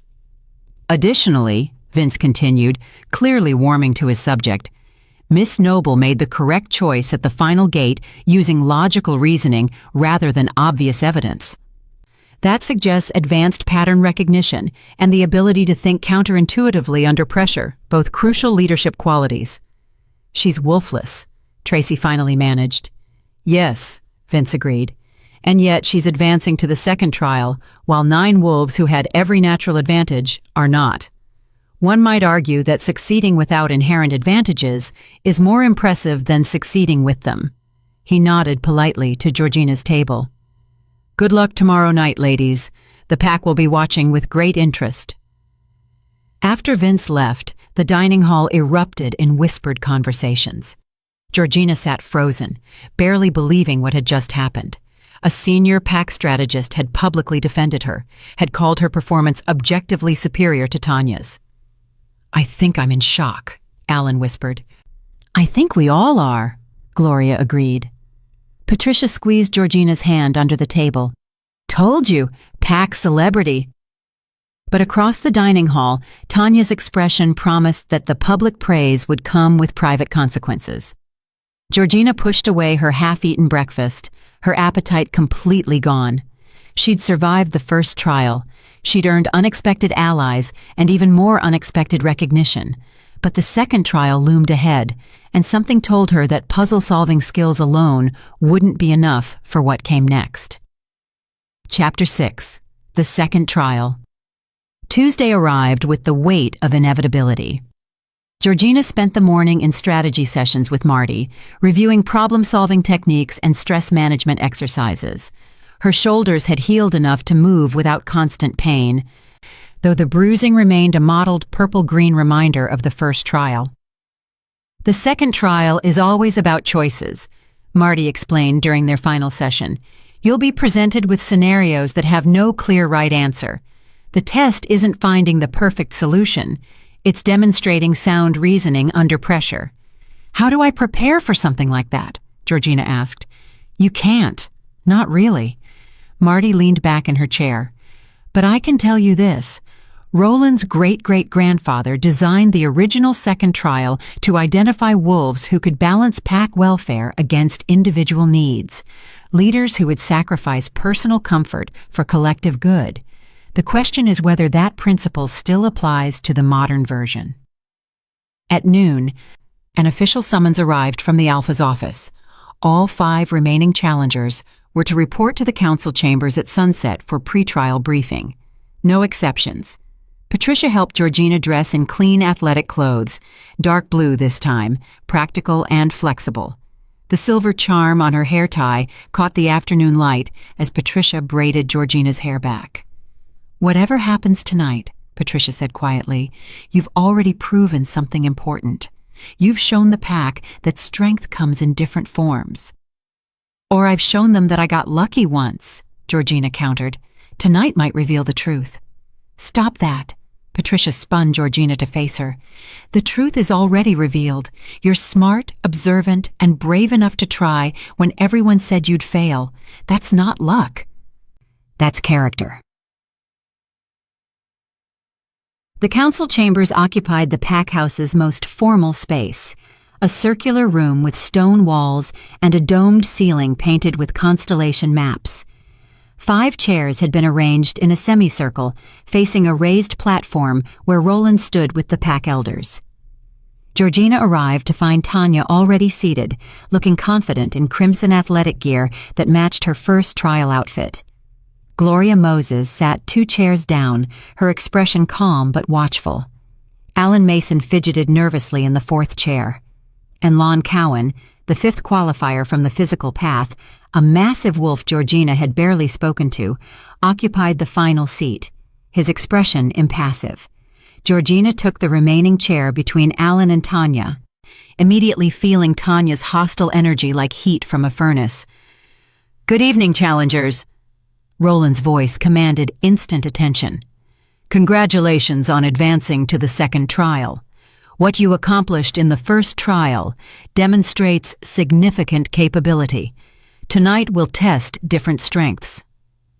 One of the pack elders, a silver-haired woman named Marvin Coffey, stepped forward.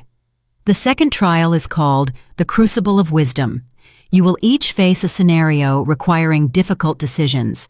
Your choices and reasoning will be evaluated by the Alpha and Council.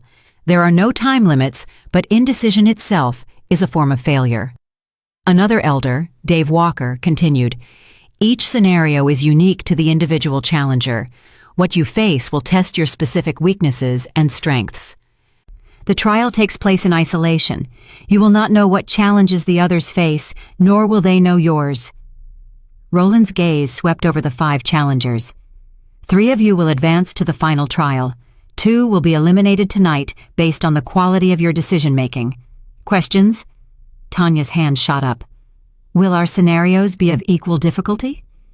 "No," Roland said bluntly. "Equal difficulty would be unfair.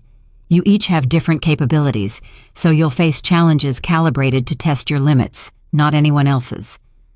Tanya's jaw tightened at that answer, clearly displeased. "Any other questions?" Roland waited. Silence. "Then we begin. Lon Cowan, you're first." The massive wolf stood and followed Roland and 2 elders through a side door.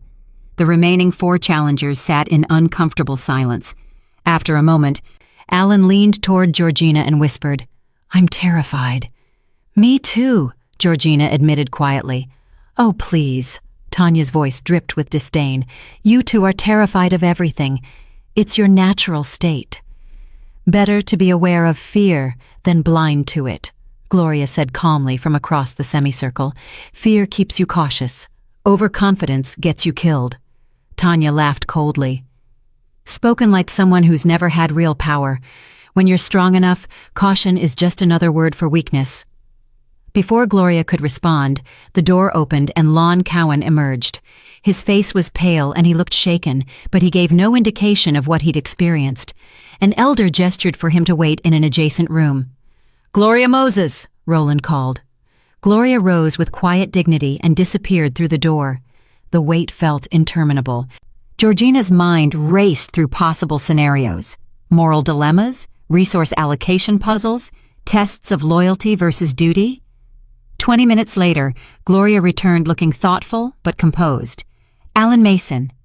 Alan stood on trembling legs. Georgina caught her hand and squeezed it briefly. "You can do this." Alan managed a weak smile before following the elders. Her trial took the longest so far, nearly 30 minutes. When she emerged, tears streaked her face, but her expression held determination rather than defeat. "Tanya Tanner." Tanya stood with a confident smirk, her crimson outfit a statement of dominance. "Finally, let's get this over with." She strode through the door like she owned it. Her trial lasted 15 minutes. When she returned, she looked supremely satisfied with herself, which made Georgina's stomach knot with anxiety. Georgina Noble. Georgina's legs felt like water as she stood. She walked through the door into a smaller chamber lit by soft torchlight. Roland stood at the center. The pack elders sat at a long table to one side, their faces unreadable. "Please sit." Roland gestured to a chair facing him. Georgina sat, her hands clasped tightly in her lap to hide their trembling. "Your scenario is this," Roland began, his voice formal but not unkind. "You are Luna of Silvercrest Pack. A deadly illness has struck, and we have medicine enough to save only half the infected wolves. You must decide who receives treatment and who doesn't. What's your process?" Georgina's mind reeled. This was impossible. How could anyone make such a choice? "How many wolves are infected?" she asked, buying time to think. 40. "What's the illness? What are the survival rates without treatment?" "Unknown illness. 0% survival without treatment, 95% survival with treatment." So 20 wolves would definitely die no matter what she chose. The question was which 20. "Can I ask questions about the infected wolves?" Georgina asked. "Yes." "Are any of them children?" 10 are under 18. Easy answer then. "Children get priority for treatment. That's 10 doses allocated." Roland nodded. "And the remaining 10 doses?" This was harder. 30 adult wolves competing for 10 treatment spots. "Are any of them pregnant or nursing mothers?" 3. They receive treatment. That's 13 doses used, 7 remaining. Georgina's mind worked through the horrible mathematics. "Are any of the remaining infected wolves essential personnel? Healers, warriors guarding the territory, infrastructure specialists? 6 healers, 4 warriors, 2 water system engineers, 1 communications specialist. 13 essential personnel, only 7 doses left. This was the real test, choosing between people whose skills were all valuable." "What's the age distribution of the essential personnel?" Georgina asked. Roland raised an eyebrow. "Why does that matter?" "Because I need to make choices that give the pack the best long-term survival odds." Georgina's voice steadied as logic took over from emotion. "Younger essential personnel have more years to serve the pack. Older essential personnel have more experience, but less time to train replacements. The healers range from 25 to 60. The warriors are 30 to 45. The engineers are both 55. The communications specialist is 28. Georgina closed her eyes, hating every word about to come out of her mouth. The 3 youngest healers receive treatment. The pack needs medical knowledge transfer across generations. The 4 warriors all receive treatment. Immediate territory defense is critical. That's all 10 remaining doses, Roland said. 3 older healers, 2 engineers, and the communications specialist die. Defend your reasoning. The older healers can train the younger ones before succumbing. Their knowledge doesn't die with them if we act fast. The engineer's expertise is more easily documented than medical knowledge. Their replacements can learn from written systems. The communications specialist... Georgina's voice cracked slightly. That's the choice I hate most. But communications can be managed short-term by multiple people, whereas warrior defense and healing are immediate survival necessities. The room was silent for a long moment. The pack elders scribbled notes. Roland's expression remained neutral. "Now answer this," Roland said quietly. "One of the wolves you just condemned to death is your sister. Does your answer change?" Georgina's breath caught. This was the real test. Personal loyalty versus pack welfare. "No," she whispered. "My answer doesn't change. Being Luna means putting the pack's survival above personal relationships. If I made exceptions for people I love, I'd be a tyrant, not a leader." Tears burned her eyes. "But I'd hate myself for it, and I'd probably never forgive myself. That's the price of leadership." Roland studied her for what felt like an eternity.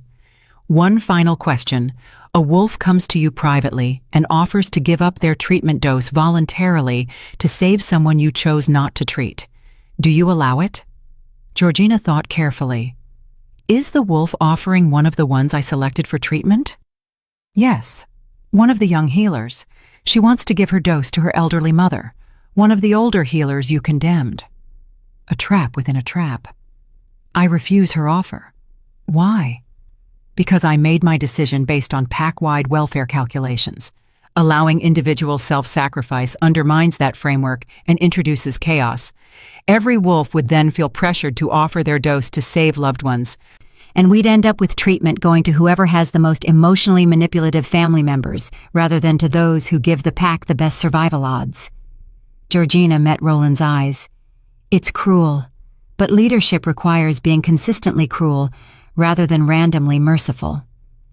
The silence stretched. Then Roland nodded once. "You're dismissed. Wait in the adjacent room with the others." Georgina stood on shaking legs and walked out.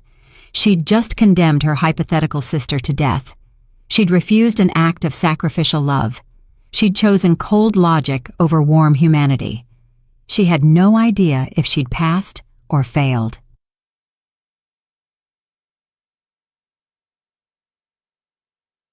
In the waiting room, the 5 challengers sat in tense silence. Tanya looked smug. Lon looked disturbed. Gloria looked contemplative. Alan looked like she'd been crying. And Georgina felt numb. After 15 minutes, Roland entered with the pack elders. "The second trial is complete," he announced. "Your scenarios tested different aspects of leadership decision-making. We evaluated your reasoning, your consistency, and your ability to articulate difficult choices."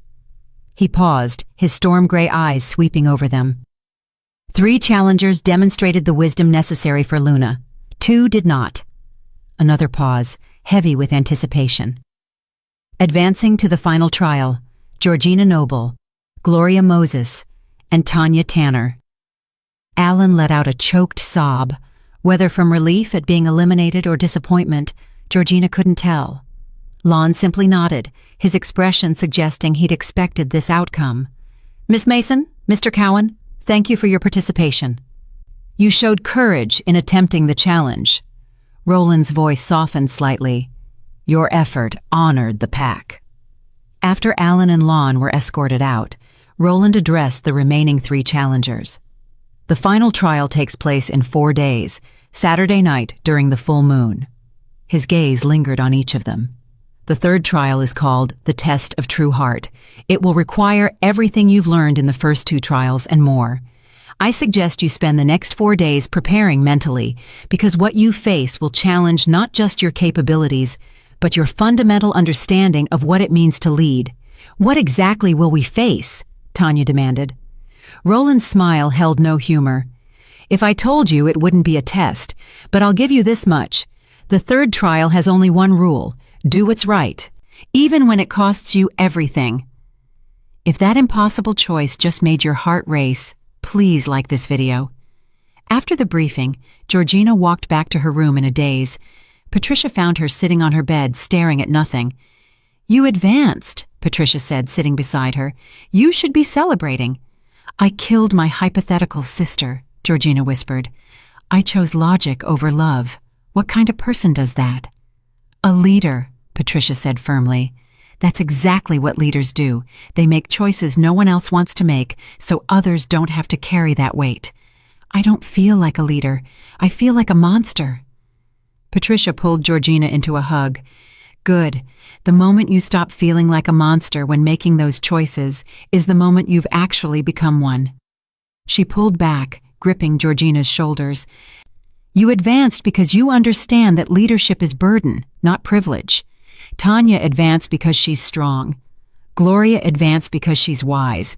You advance because you're willing to sacrifice your own peace of mind for the pack's survival.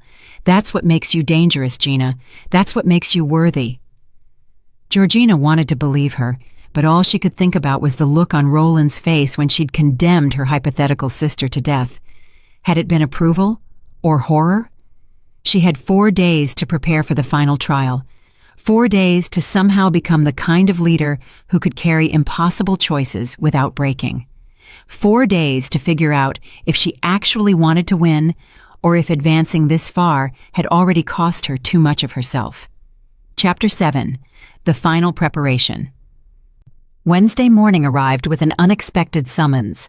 A young beta wolf knocked on Georgina's door at dawn, delivering a formal envelope sealed with the Alpha's mark. Miss Noble, please report to my private office at 8 a.m. We need to discuss the final trial. Alpha, Roland Hodges. Georgina stared at the note, her stomach knotting. Private meetings with the Alpha weren't normal protocol, especially during an active challenge. Was this a warning, a test, or something else entirely? She dressed carefully, simple dark pants and a gray blouse, professional but not presumptuous. Patricia was still asleep in her own room, so Georgina left a note explaining where she'd gone, just in case she didn't return. The thought was melodramatic, but after the second trial's hypothetical horror, Georgina's imagination had shifted into darker territory. Roland's private office occupied a corner of the pack house's second floor, with windows overlooking the eastern mountains. Georgina knocked precisely at 8 a.m. Enter. Roland sat behind a massive oak desk covered with papers, maps, and what looked like historical documents. He gestured to a chair across from him. Thank you for coming, Georgina. Please, sit. She sat, hands folded in her lap, trying to project calm she didn't feel. I wanted to speak with you before the final trial, Roland began, setting aside the document he'd been reading. Your performance in the second trial was remarkable. I condemned my sister to death, Georgina said quietly.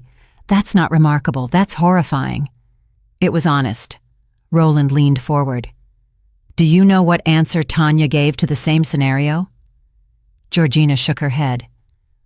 She said she'd save the wolves with the strongest bloodlines, the most powerful families, the most dominant wolves. Roland's expression was carefully neutral. When I asked if that included a hypothetical sister, she said family loyalty was paramount, and she'd never apologize for it. Then when I presented the self-sacrifice scenario, she said she'd accept it because individual choice should be respected. That's contradictory, Georgina said. Exactly. She claimed family loyalty was paramount, but then respected individual choice that undermined family bonds. Her reasoning was inconsistent, driven by whatever answer seemed most appealing in the moment. Roland stood and moved to the window. You, on the other hand, followed a single principle consistently. Maximize pack survival, even at personal cost. Your logic was sound. Your conclusions were defensible, and you acknowledged the emotional weight of your choices. So I passed by being willing to be a monster, Georgina said bitterly. No. Roland turned to face her. You passed by understanding that leadership requires making choices that feel monstrous and carrying that weight without letting it corrupt you. There's a difference. He returned to his desk and pulled out the leather-bound journal Georgina had seen him reading in the library. My great-great-grandfather wrote something relevant here. Roland flipped through pages. Listen, a true Luna must love the pack more than she loves her own soul. She must be willing to break her own heart 1,000 times to keep the pack whole, but she must never become numb to that breaking picking. For the day she stops feeling the cost is the day she stops being worthy of leadership. The words hit Georgina like a physical impact. That's a terrible burden.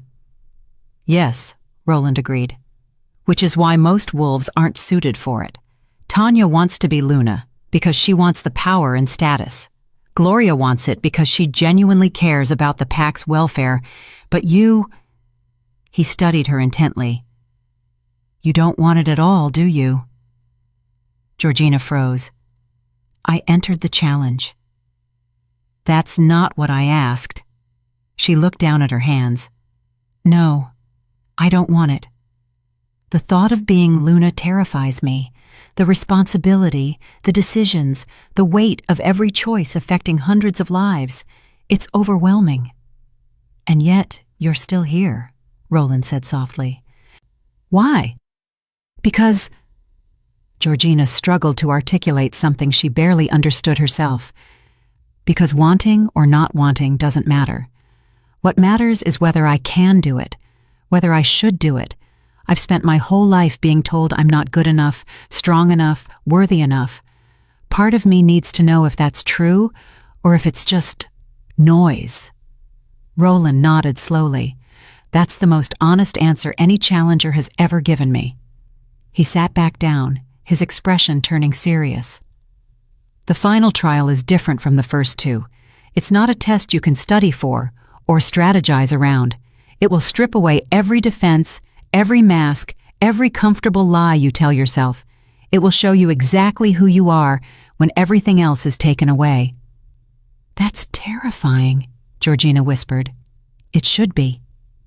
The wolves who aren't terrified are the ones who don't understand what they're facing. Roland pulled out 3 sealed envelopes. These contain instructions for the final trial. You'll each receive yours Saturday evening. But I'm telling you now because I want you to have time to prepare emotionally. How do I prepare for something when I don't know what it is? By deciding what you're willing to sacrifice, what you're willing to become, what lines you won't cross, even if crossing them means winning. Roland's storm-gray eyes held hers. The final trial will offer you everything you've ever wanted, Georgina. Power, status, acceptance, visibility. But the cost will be steep. You need to decide now what price is too high. A chill ran down Georgina's spine. You're saying the trial might require me to compromise my principles? I'm saying the trial will force you to define what your principles actually are. Words are easy. Living them when it matters is hard. He stood, signaling the meeting's end. You have 4 days. Use them wisely. Georgina left Roland's office with her mind spinning. She found Patricia in the dining hall and recounted the conversation over breakfast. So the final trial is psychological warfare disguised as a test, Patricia summarized. Great, that's not ominous at all. He basically told me I'll be offered everything I want at a terrible price, Georgina said, pushing her eggs around her plate. What if I'm not strong enough to refuse? Then you figure out what strong enough actually means. Patricia stole a piece of Georgina's toast. Look, you've already proven you can make hard choices. The second trial showed that. Now you need to prove you can stick to them when temptation is involved. Easy for you to say, you're not the one facing it. No, but I'm the one who's watched you for years. And Gina, you're many things, but weak-willed isn't one of them. You've survived 23 years in a pack that treated you like furniture. You've endured dismissal and mockery and invisibility without becoming bitter or cruel. That takes more strength than any warrior's muscles. Before Georgina could respond, Marty appeared at their table. Training session, now. Marty's tone brooked no argument. We have 4 days to prepare you mentally for whatever hell Roland's cooked up. The next 4 days were unlike anything Georgina had experienced. Marty didn't focus on physical training or puzzle solving. Instead, she put Georgina through what she called values clarification exercises. Tell me the 5 things you value most, Marty demanded on Wednesday afternoon. Georgina thought carefully. Honesty, fairness, loyalty, competence, kindness. Good. Now rank them. What? Rank them? Which matters most when they're in conflict?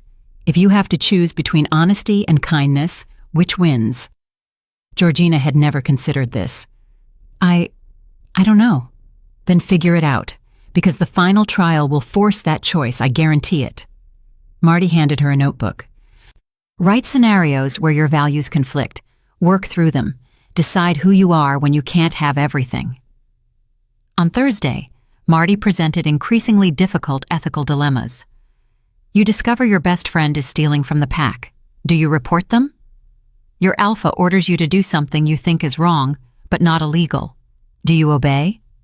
You can save the pack by sacrificing an innocent outsider. Do you do it? Each question peeled away another layer of comfortable moral certainty, forcing Georgina to confront the messy reality of leadership. On Friday, Gloria Moses sought Georgina out during lunch. "May I ask you something personal?" Gloria said, settling across from Georgina in a quiet corner of the dining hall. "Of course." "Why did you choose me for the Puzzle Path team? You could have picked stronger wolves. More experienced wolves. Why a middle-aged healer?" Georgina considered the question. "Because you were willing to try despite knowing you'd be mocked. That told me you had courage. And because healers see patterns others miss, you understand systems and relationships. I needed that more than I needed muscles." Gloria smiled. "I've been thinking about the final trial, about what Roland might test, and I think I know." "What?" "Identity." Gloria leaned forward. "The first trial tested our capabilities. The second tested our judgment.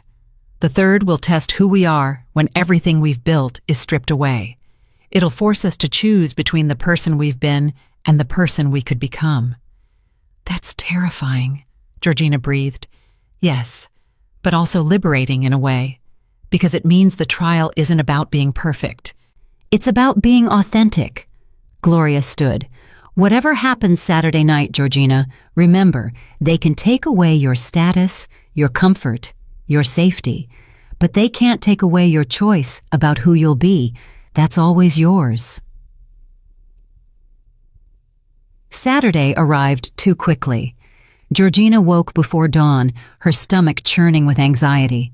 She tried to eat breakfast, but managed only tea and toast. Patricia stayed close, offering silent support. At noon, the 3 remaining challengers were summoned to the council chambers for final instructions. Georgina arrived to find Tanya looking supremely confident and Gloria appearing calmly resolved. Roland stood with the pack elders, 3 sealed envelopes in his hands. "Tonight, you face the test of true heart," he announced. "This trial cannot be explained in advance, then you must experience it to understand it. Each of you will receive your instructions at sunset. You'll enter the trial grounds alone. What happens there is between you, your conscience, and whatever powers you believe in." He distributed the envelopes. "Do not open these until sunset. Breaking that instruction results in immediate disqualification." Tanya clutched her envelope like a prize. Gloria held hers reverently. Georgina's hands trembled as she accepted hers. "One more thing," Roland said, his voice dropping. "The final trial has claimed the sanity of challengers before, not their lives, but their minds. What you'll face is designed to break you psychologically. Some wolves never fully recover." His gaze swept over them. "If at any point you want to withdraw, simply leave the trial grounds. There's no shame in recognizing your limits." "Is that what happened to Jessie Noble?" Tanya asked with false sweetness. "Did she lose her mind?" Georgina's hands clenched, crumpling the envelope slightly. "Miss Noble withdrew before completing the 3rd trial," Roland said coldly. "She recognized she wasn't prepared for what it required and made the wise choice to preserve her mental health. Some might call that cowardice. I call it self-awareness." The rebuke made Tanya's smile falter. "You're dismissed until sunset," Roland concluded. "Prepare however you need to. At dusk, open your envelopes and follow the instructions inside. May you find the strength to be who you actually are, rather than who you wish you were."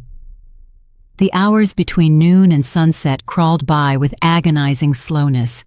Georgina sat in her room with Patricia, the sealed envelope on her desk, like a coiled snake. "Do you want me there?" Patricia asked. "At the trial grounds?" "I don't think they'll allow spectators," Georgina said. Roland made it sound like this is a solo experience. Then let me say this now, while I can.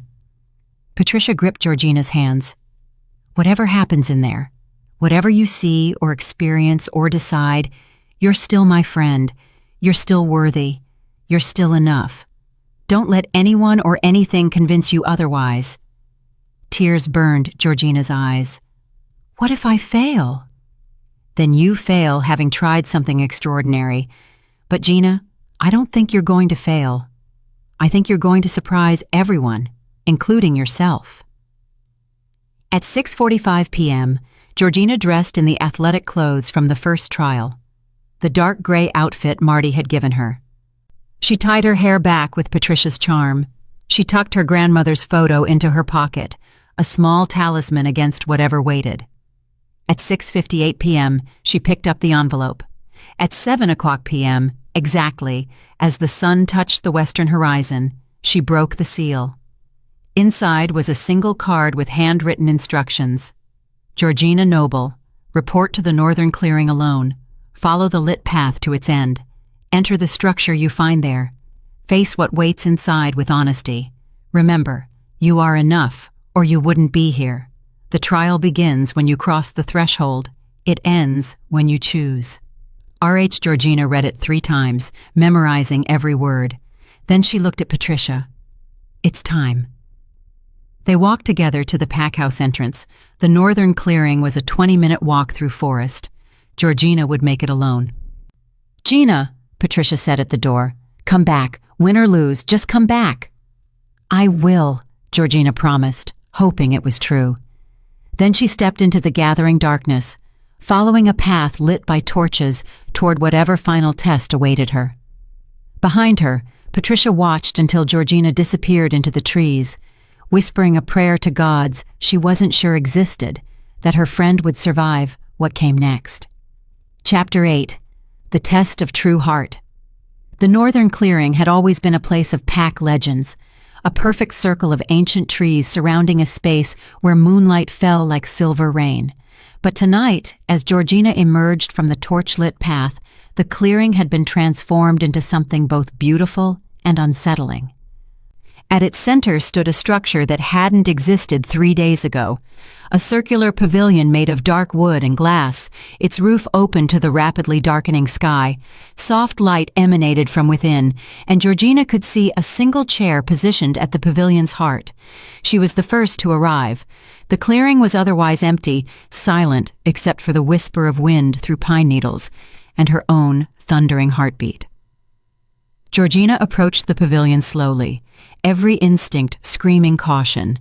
The structure's entrance had no door, just an open archway with words carved into the wooden frame. Truth requires courage. Courage requires truth. Enter if you dare face both. She took a deep breath and stepped across the threshold. Instantly, the world shifted. The clearing didn't disappear exactly, but it became distant, muted, as if viewed through water. The pavilion's interior expanded impossibly, becoming larger than its exterior suggested.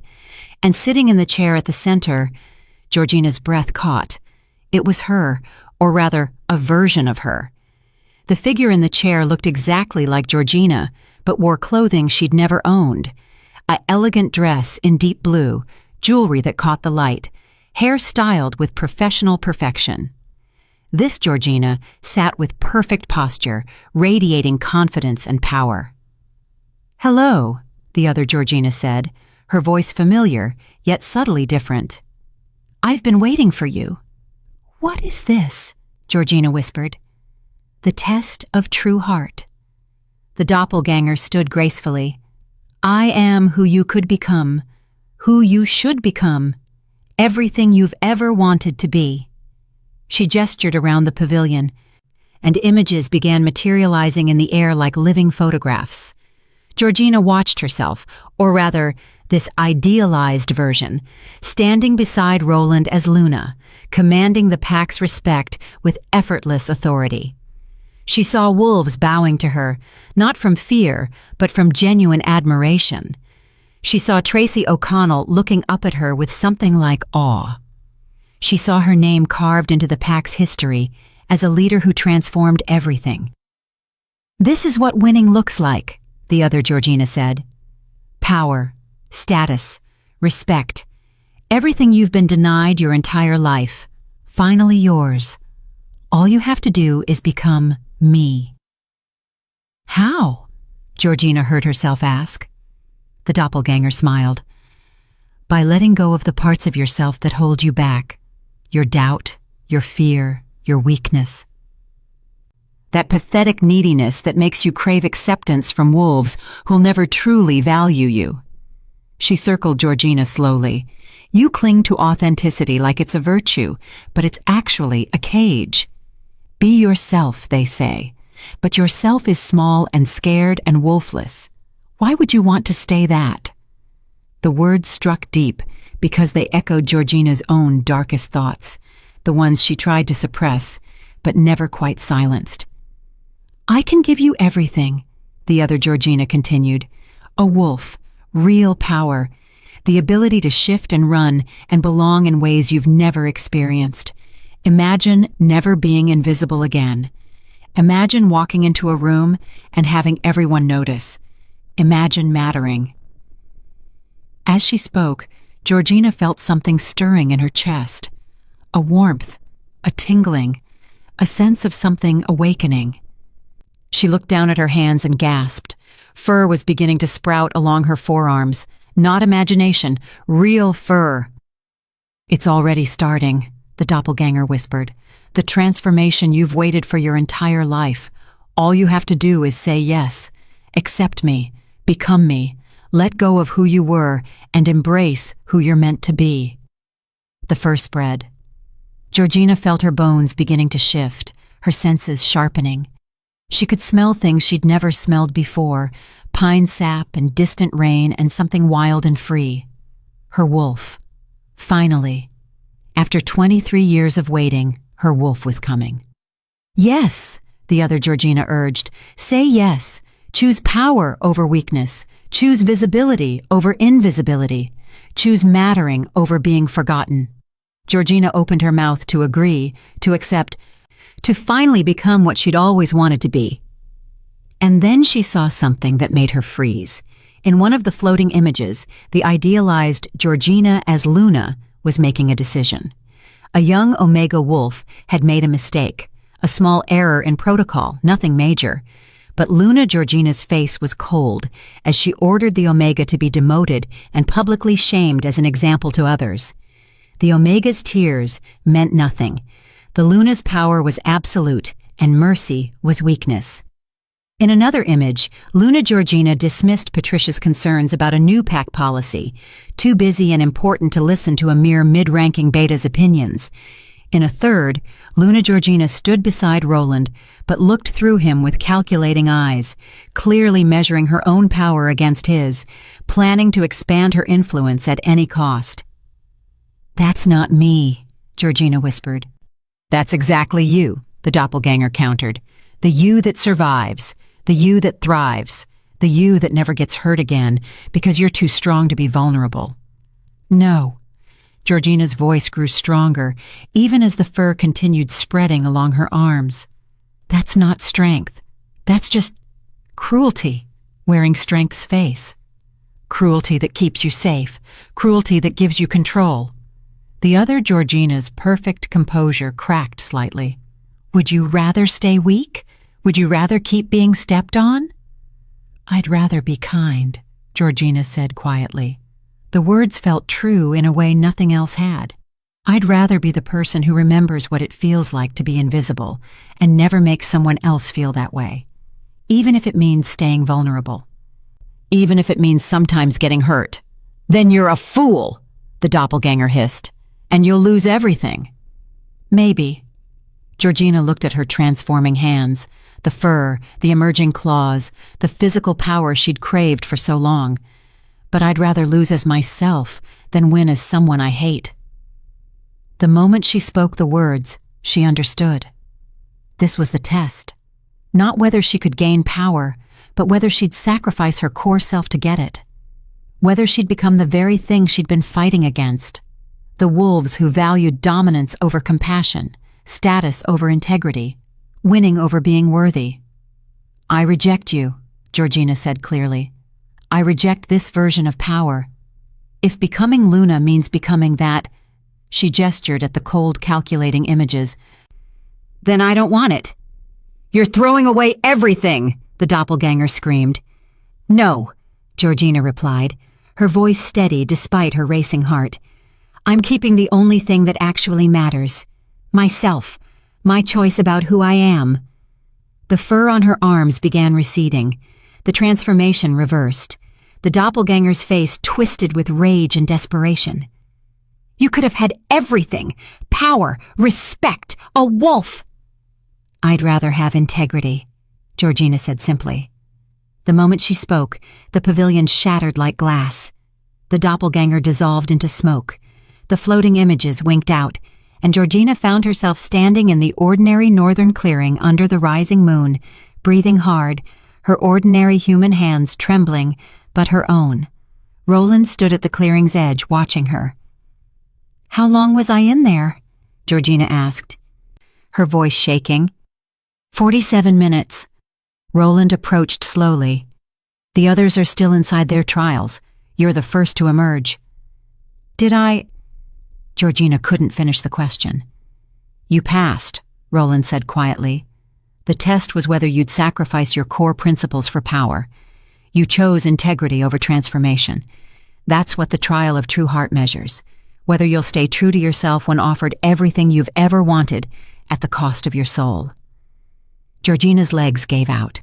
She sat heavily on the ground, her entire body shaking with reaction. "I was offered my wolf. After 23 years of wanting it, I was offered my wolf, and I said no." "Not exactly." Roland sat beside her. "You were offered a wolf at the cost of becoming someone cruel and calculating, someone who'd wield power without compassion. You rejected that bargain. Does that mean—" Hope and fear warred in Georgina's chest. "Does that mean I might still—" "I don't know," Roland admitted. "The trial doesn't grant or withhold wolves. It only reveals character. But Georgina, you should know something. My great-great-grandfather was Wolfless." Georgina's head snapped toward him. "What?" "The alpha who created the Pack Leaders Challenge was born without a wolf. He spent his entire life being dismissed and overlooked until he married into the pack's leadership and proved that wolves without shifting ability could still lead through intelligence, wisdom, and moral courage." Roland's expression was serious. "That's why he designed the trials to test character rather than just physical power. He understood that true strength comes from who you choose to be, not what you're born with." Tears spilled down Georgina's cheeks. "Why didn't anyone tell me? Why isn't that in the pack history?"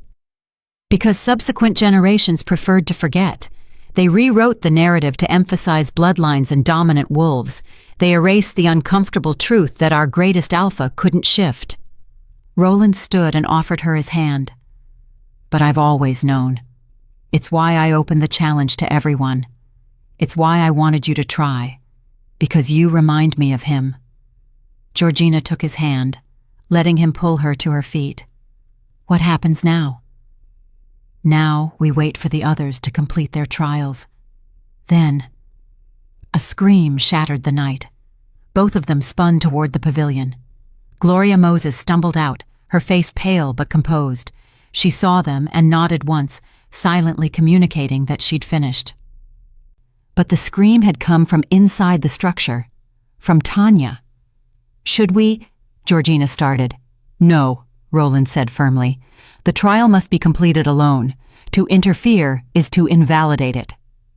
They waited in tense silence. 5 minutes passed. 10. Then Tanya emerged from the pavilion, her crimson outfit torn, her perfect hair disheveled, her face twisted with fury. "This is a trick," Tanya shouted at Roland. "A manipulation. That wasn't a real test." "The test is the same for everyone," Roland replied calmly. "What you faced inside was tailored to your specific character, but the fundamental challenge was identical. Choose power with corruption or integrity with sacrifice." "I chose power," Tanya snarled. "That's what an alpha needs. That's what a Luna needs, not weakness disguised as morality." "Then you failed," Roland said quietly. "The test of true heart has one pass condition. Reject power that requires you to betray your best self. You embraced it instead." Tanya's eyes blazed. "So the Wolfless Omega wins because she's too weak to accept real strength? This is rigged." "This is over," Roland corrected. "You're eliminated, Tanya Tanner. Thank you for your participation, but you may not continue." For a moment, Georgina thought Tanya might actually attack Roland. The alpha wolf's muscles tensed, her hands clenching into fists. But even in her rage, she recognized the futility of challenging an alpha on his own territory. "This pack is making a mistake," Tanya spat. "Choosing weakness over strength, sentimentality over power. You'll regret this when you need a real Luna." "Not some pathetic—" "Enough!" The alpha command in Roland's voice made even Georgina's knees weak. "Leave the trial grounds now!" Tanya left, but her departing look at Georgina promised that this wasn't over, not by a long shot. After she disappeared into the forest, Roland turned to Georgina and Gloria. "Two challengers passed the final trial," he announced formally. "Dr. Gloria Moses and Georgina Noble. Under traditional challenge rules, this would require a tiebreaker competition. However," he paused, his expression softening slightly, "I'm invoking alpha privilege to modify the outcome." Both women tensed. "Dr. Moses," Roland addressed Gloria directly, "your performance in all 3 trials was exemplary. You demonstrated physical capability, sound judgment, and moral courage. You would make an excellent Luna." Gloria bowed her head. "Thank you, Alpha." "But," Roland continued, "in your trial, you chose power paired with wisdom. You accepted the transformation offered because you saw it as a tool for serving the pack better. That's admirable. It's leadership thinking. It's worthy." He turned to Georgina. "But you, Georgina Noble, were offered power paired with corruption, and you rejected it entirely. You chose to remain exactly who you are, vulnerable, powerless in traditional terms, but incorruptible. That's not just leadership. That's the foundation upon which all other leadership must rest." Georgina's heart stopped. "Dr. Moses," Roland said formally, "would you accept the position of beta advisor? The pack needs your wisdom and counsel, but I believe your greatest strength lies in advisory rather than primary leadership." Gloria smiled, relief evident on her face. "I would be honored, Alpha. Truthfully, I never wanted the Luna position. I wanted to prove I could earn it, but serving as advisor? That suits me perfectly." Roland nodded, then turned to Georgina. His storm-gray eyes held an intensity that made her breath catch.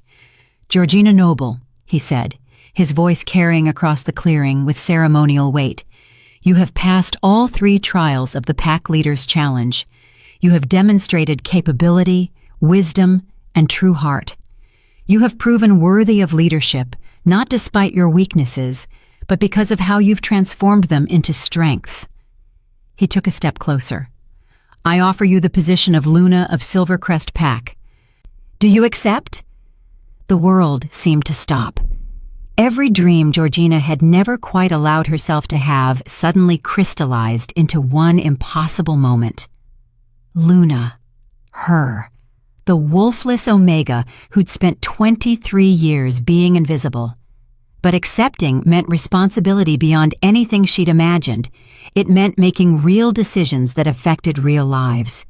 It meant carrying the weight of leadership that had broken stronger wolves. It meant being visible in ways that terrified her. It meant everything. Georgina's voice cracked. "I don't have a wolf. I'm not strong. I'm not—" "You're enough," Roland interrupted. "You've always been enough. The only question is whether you believe it." Georgina thought about Patricia's friendship, about Marty's training, about Gloria's solidarity, about every small kindness she'd tried to show others despite her own pain, about the choice she'd made in the pavilion to be herself rather than a powerful stranger. "Yes," she whispered, then louder, "Yes, I accept."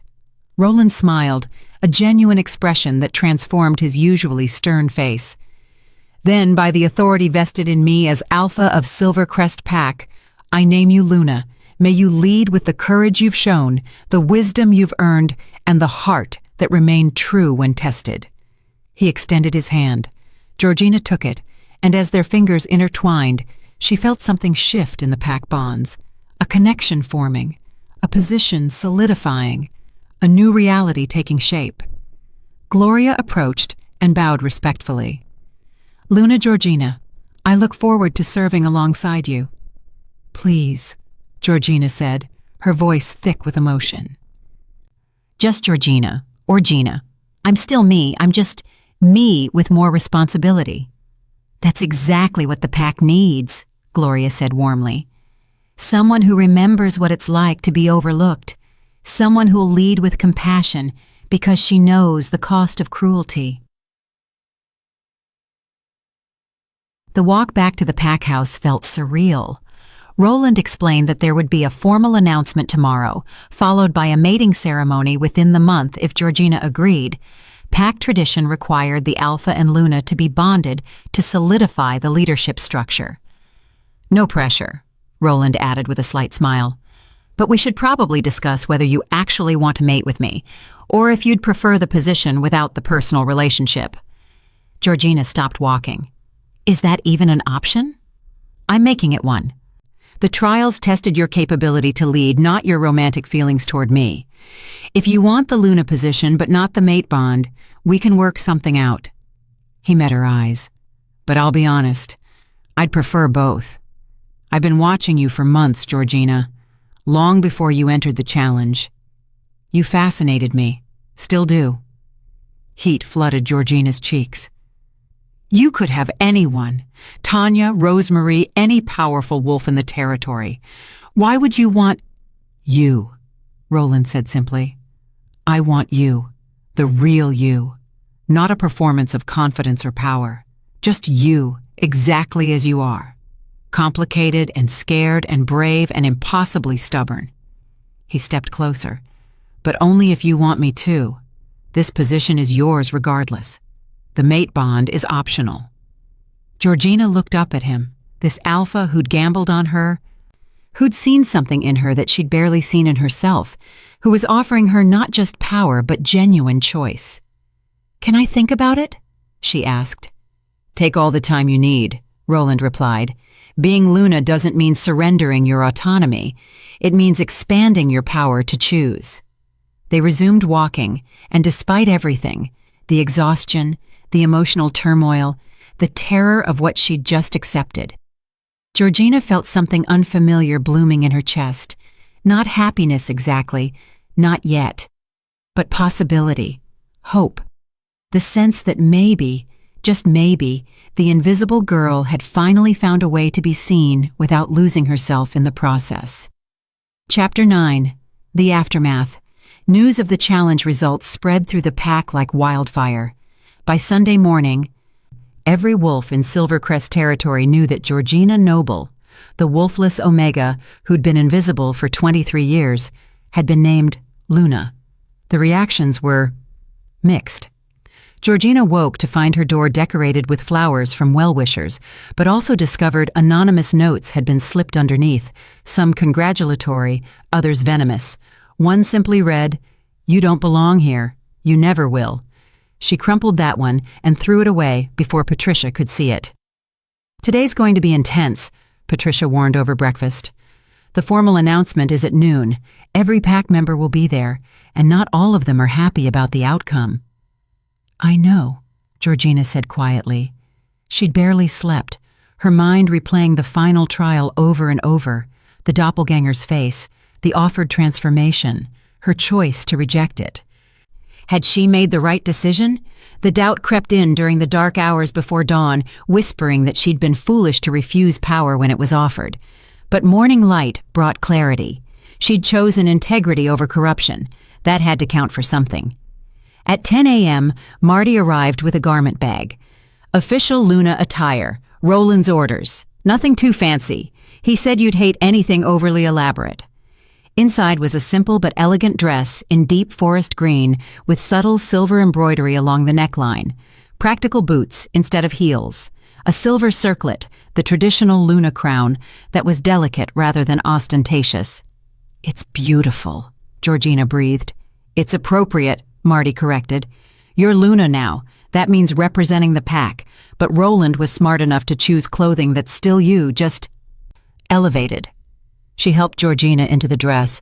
"How are you feeling?" "Terrified. Overwhelmed. Like this is all happening to someone else and I'm just watching from outside my body." "That's normal. Leadership is surreal until you've lived in it for a while."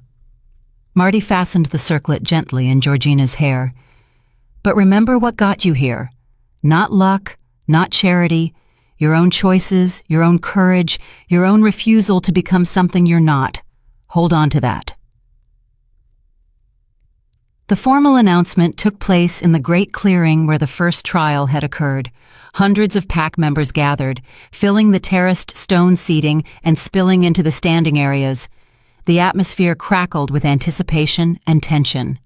Georgina stood backstage with Roland, Gloria, and the pack elders, her hands trembling despite her attempts at composure. "Breathe," Roland murmured beside her.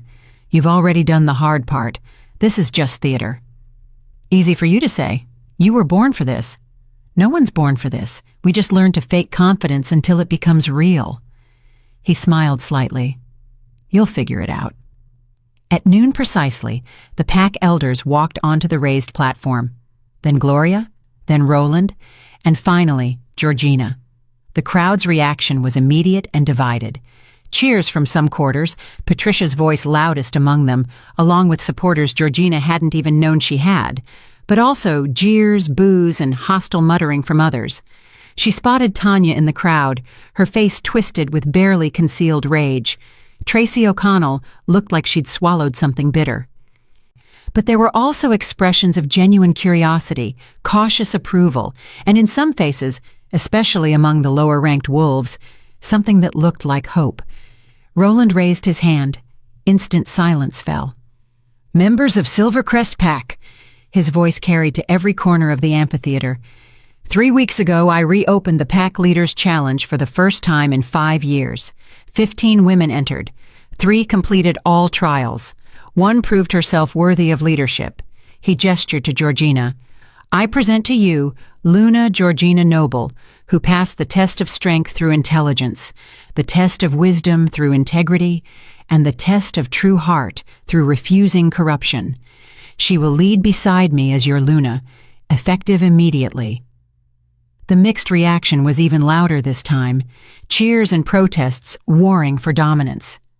Then a voice rose above the chaos. It was Vince Shields, the senior strategist who'd defended Georgina in the dining hall. "Alpha Roland!" Vince stood in the crowd. "By pack law, any wolf may challenge the challenge results if they believe the trials were conducted unfairly. I invoke that right on behalf of concerned pack members." A ripple of shock went through the assembly. This was rare. Pack law allowed it, but challenging an alpha's judgment was politically dangerous. Roland's expression didn't change. "State your concern, Vince Shields." "With respect, Alpha, many wolves question whether the trials were truly equitable. Miss Noble is wolfless. She lacks the fundamental attribute that defines our kind. How can she lead wolves when she isn't fully one herself?" Before Roland could respond, Georgina stepped forward. Her heart hammered, but something in Vince's phrasing had ignited anger that burned away her fear. "May I respond, Alpha?" she asked. Roland studied her for a moment, then nodded. "The floor is yours, Luna." Georgina turned to face the assembled pack. Hundreds of eyes on her. Wolves who doubted her, mocked her, dismissed her, and wolves who'd begun to hope. "You're right," she said, her voice steadier than she expected. "I'm not fully wolf. I can't shift. I can't run on 4 legs or howl at the moon or experience the pack bonds the way you do. That's true, and I've never pretended otherwise." She paused, letting the admission settle. But pack leadership isn't about who can shift fastest or fight hardest. If it were, we'd just make the strongest warrior alpha every generation and call it a day. Leadership is about judgment, wisdom, the ability to make hard choices and live with their consequences, the willingness to put pack welfare above personal comfort. Her gaze found Tanya in the crowd. Some wolves enter challenges because they want power. They want status. They want to be worshipped. I entered because I wanted to know if the pack's judgment about me, that I'm worthless because I'm wolfless, was actually true. She turned back to Vince. And here's what I learned. The trials didn't test wolf ability. They tested character. They tested whether I could solve problems when strength wasn't an option, whether I could make ethical decisions under pressure, whether I'd sacrifice my principles for power. And at every stage, I had to be better than the wolves with advantages because I had none. I had to think faster because I couldn't run faster. I had to choose more carefully because I had no margin for error. I had to be incorruptible because corruption was the only tool I was offered. Her voice grew stronger. So yes, I'm not fully wolf, but I'm fully committed to this pack. Every decision I make will be informed by remembering what it's like to be overlooked, dismissed, and considered worthless. I'll lead with the understanding that strength comes in many forms, and the wolves you ignore might be the ones who save you. The clearing had gone utterly silent. If you think that's inadequate, Georgina concluded, then challenge me. Pack law allows it, but do it honestly. Don't hide behind concerns and hypotheticals. Stand up, state your name, and challenge me directly. The challenge hung in the air. Vince sat down slowly, apparently satisfied with her response. No one else stood. Then, from the mid-rank seating section, a young wolf, Georgina, vaguely recognized, stood. "Luna Georgina," he called out. "Will you still remember us? The low-rankers, the Omegas, the ones without power? Or will you become like the other leaders who forget where they came from?" "I can't promise I'll be perfect," Georgina said honestly. "Leadership is hard, and I'll make mistakes. But I promise this, I'll never forget what it feels like to be invisible, and I'll never use my position to make someone else feel worthless. If I break that promise, you have my permission to remind me, loudly." A ripple of surprised laughter ran through the crowd. The young wolf sat down, nodding approval. Patricia stood in her section, tears streaming down her face, starting a chant. "Luna Georgina! Luna Georgina!" Others picked it up. Not everyone. Tanya's supporters remained stonily silent, but enough that the amphitheater filled with the sound of Georgina's name being celebrated rather than mocked. Roland stepped forward and took her hand, raising it high. "You're Luna." The cheer that rose then was overwhelming, not universal, but real and genuine from those who believed in her. After the announcement, there was a reception in the pack house's great hall. Georgina stood beside Roland, receiving a seemingly endless line of pack members offering congratulations, concerns, and questions. Gloria Moses approached with quiet efficiency. "Luna, I've prepared briefing materials on current pack operations. When you're ready, we should schedule daily sessions to bring you up to speed on everything from resource management to diplomatic relations." "Thank you," Georgina said gratefully. "Though please, when it's just us, call me Gina." "In private, certainly. In public, protocol matters. It's not about ego, it's about clarity of structure." Gloria smiled. "You'll learn when to insist on formality and when to dismiss it. It's part of the role." Alan Mason approached nervously, her eyes wide with awe. "Luna Georgina, I just wanted to say thank you for including me in the first trial, for seeing me. Her voice broke. "I'll never forget it." "You earned your place there," Georgina said warmly. "That numerical puzzle saved us. I should be thanking you." After Alan left, Derek Blackburn, from one of the traditional power families, approached with his mate Rosemary Love. Rosemary had been eliminated after the first trial, and Georgina braced for hostility. Instead, Derek bowed respectfully. "Luna, my family has served Silvercrest for 6 generations. We weren't pleased when Roland opened the challenge to all ranks, but—" He glanced at his mate, who nodded encouragingly. "Watching you face down the pack's doubts this afternoon took courage. Bloodlines matter, but so does character. You've earned a chance to prove yourself." "That's all I ask," Georgina replied. "A chance." Patricia appeared at her elbow during a brief lull. "You were incredible up there. When you challenged the pack to challenge you, I thought I'd die from secondhand courage." "I almost died from firsthand terror," Georgina admitted. "But something Marty said stuck with me, that I got here through my choices, so I had to own them, even the scary ones." The reception continued for hours. Some wolves remained cold or hostile. Tracy O'Connell pointedly ignored Georgina when she passed, and Tanya left early without paying respects. But others offered genuine support, practical advice, or just curiosity about what kind of Luna she'd be. By evening, Georgina's face hurt from forced smiling, and her voice was hoarse from conversation.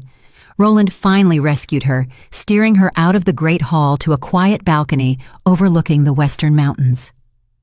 "You survived your first official day as Luna," he said, handing her a glass of water. "How does it feel?" "Surreal, exhausting, terrifying." She took a long drink. "But also, right? Is that strange? To feel like something terrifying is still right? That's exactly how leadership should feel. If it ever becomes comfortable, you're probably not challenging yourself enough." Roland leaned against the balcony railing. "You handled Vince's challenge perfectly, by the way. Honest, but strong. That's the balance a Luna needs." "I just said what I felt. I figured lying would be worse than honesty." "Most leaders figure that out too late. You started with it."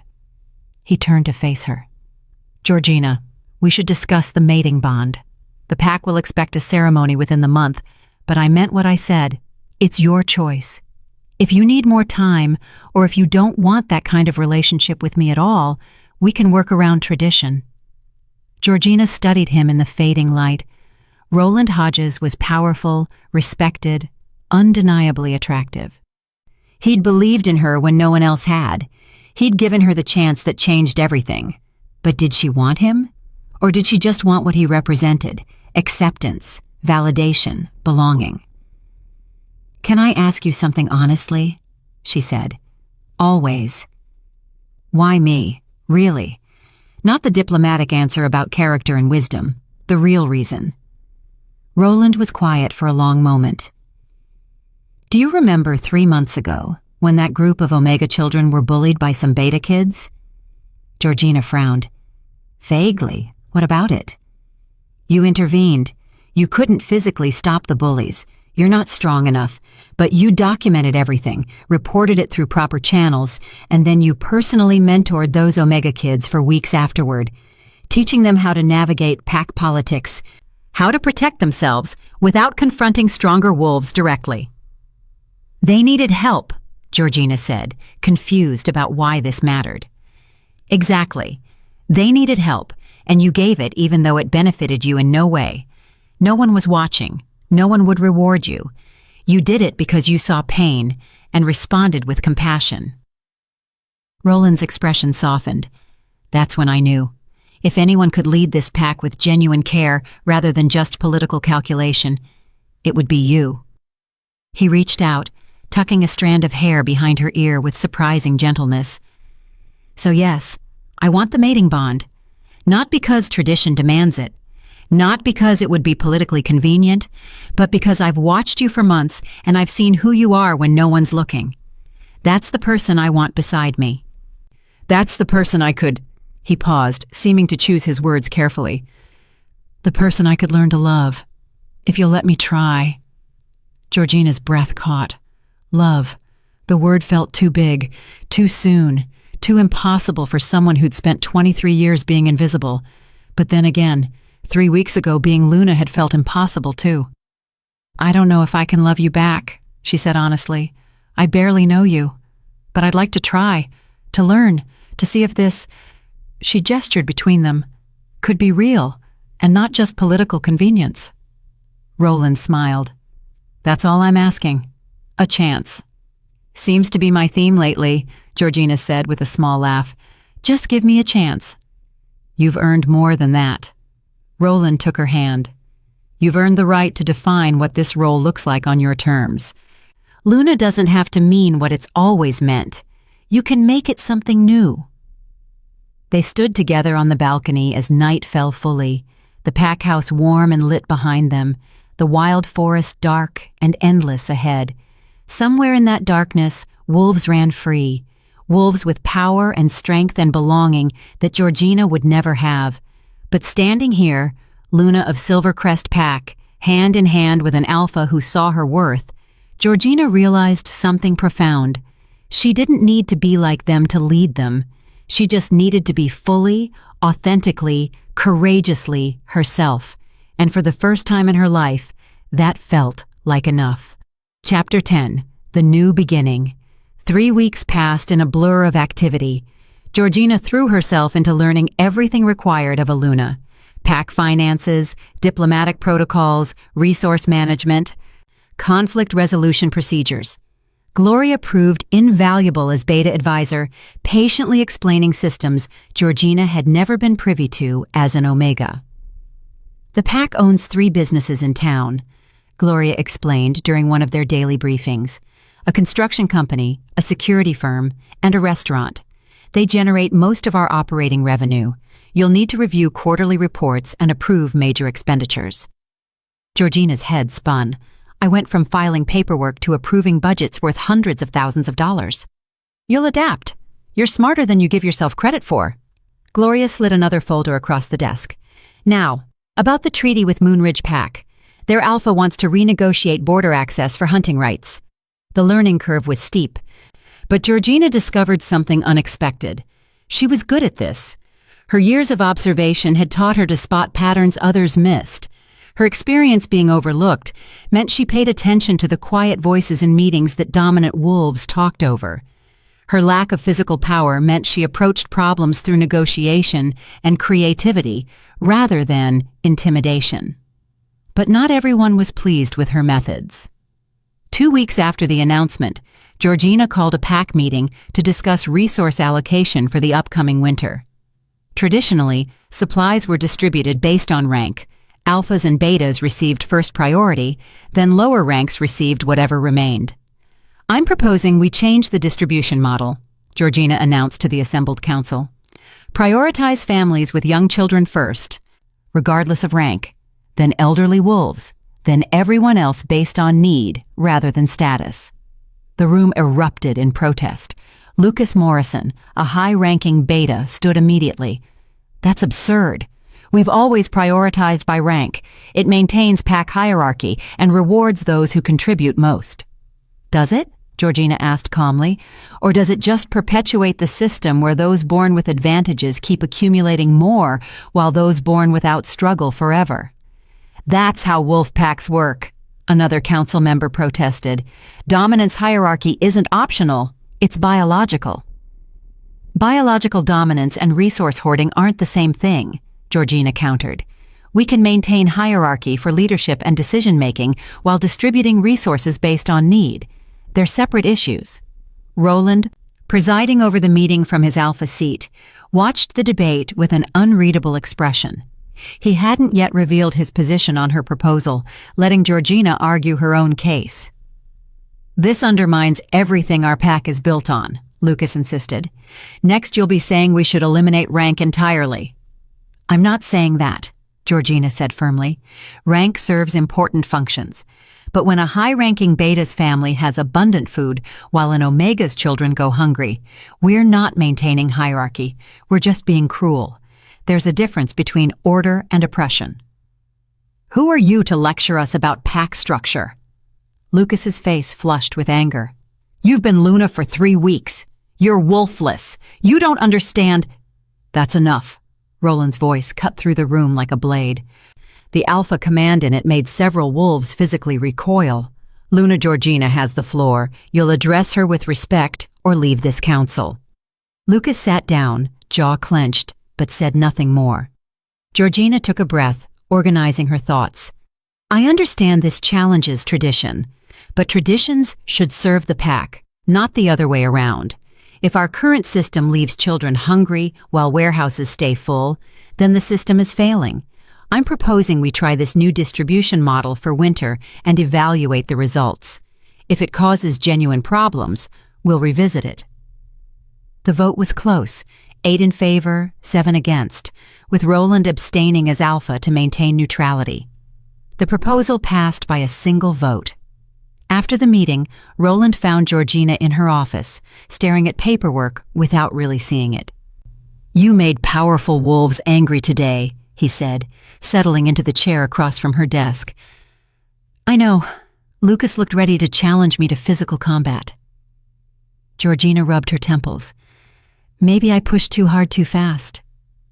"Maybe," Roland agreed. "Or maybe you're doing exactly what this pack needs, questioning systems that benefit the powerful at everyone else's expense." He leaned forward. "But Gina, you need to understand something. Every change you make will have consequences. Some wolves will resist, some will undermine you, some will wait for you to fail so they can say, 'I told you so.' Are you saying I shouldn't try to change things? I'm saying you need to be strategic about it. Pick your battles, build alliances, give wolves time to adjust before pushing for the next change." His expression was serious, but not unkind. "You have good instincts, but instincts without strategy get reformers destroyed." Georgina absorbed this. "Will you help me? Teach me the political strategy part?" "That's what I'm here for. We're partners in this." Roland stood and moved to her side of the desk. "But right now you need a break. You've been in this office for 12 hours straight." "There's so much to learn. And you'll learn it better if you occasionally rest." He extended his hand. "Come on, walk with me." They walked through the pack house and out into the evening air. The territory looked different now that Georgina saw it through Luna eyes.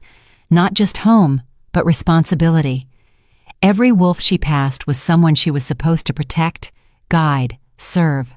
The weight of it sometimes felt crushing. They ended up at the northern clearing where the final trial had taken place. The pavilion had been dismantled, leaving just the natural circle of trees and the peaceful quiet of the forest. "Do you regret it?" Roland asked suddenly.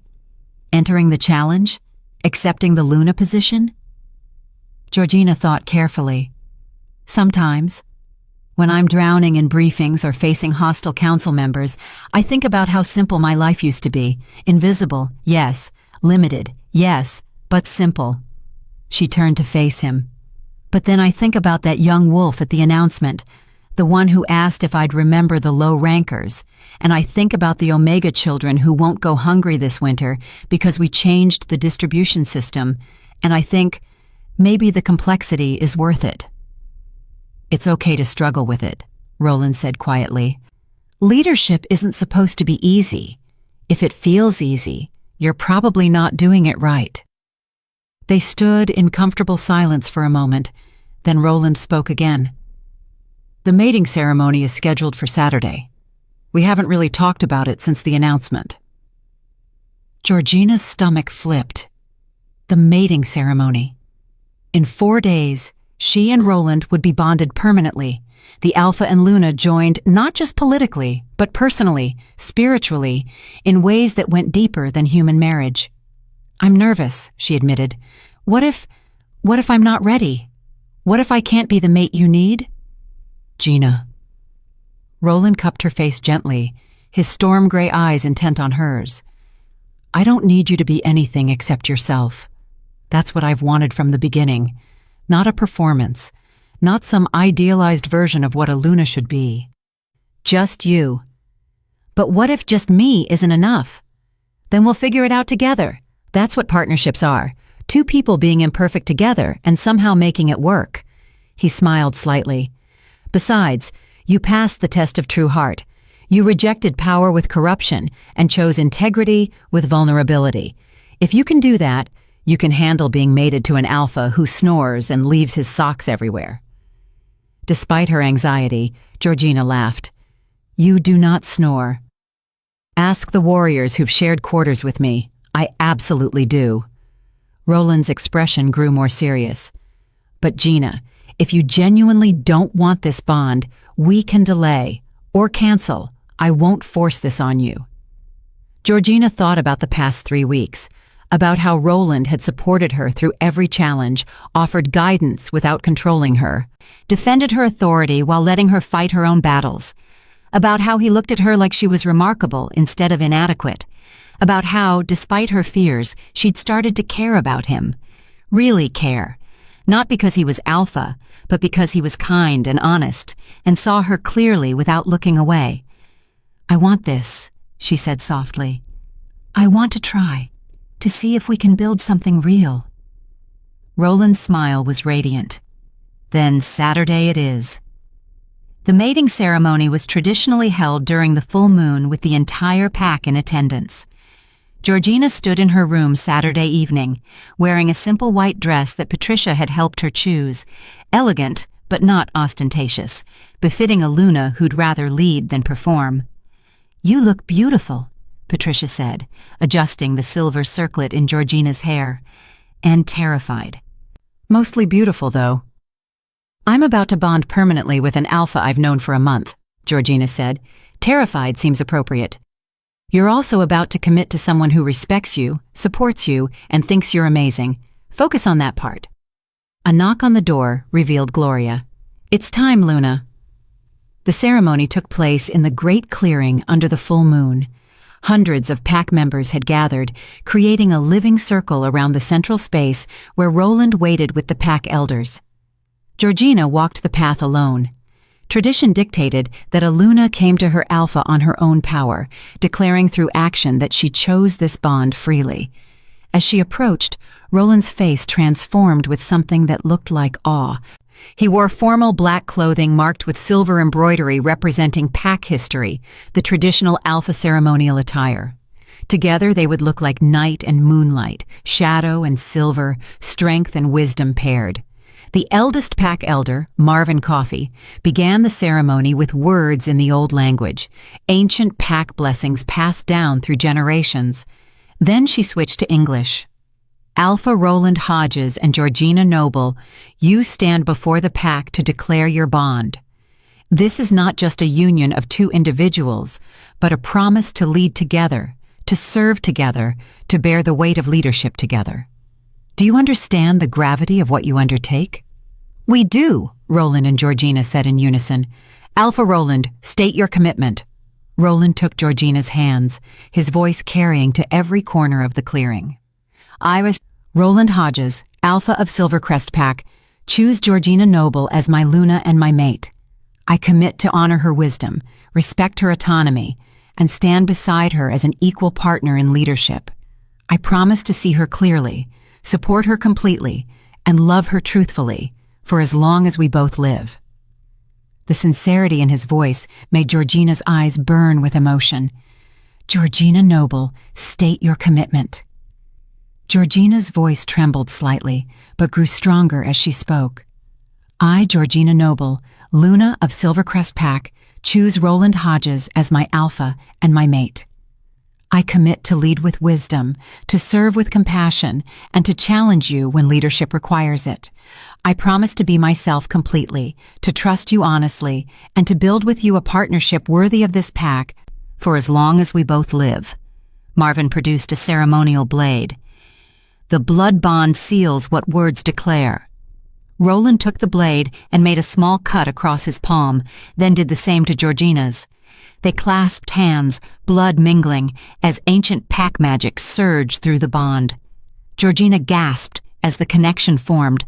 Suddenly she could feel Roland's presence in her mind, his emotions, his unwavering belief in her, and he could feel hers, her fear and determination and the tentative affection beginning to bloom into something deeper.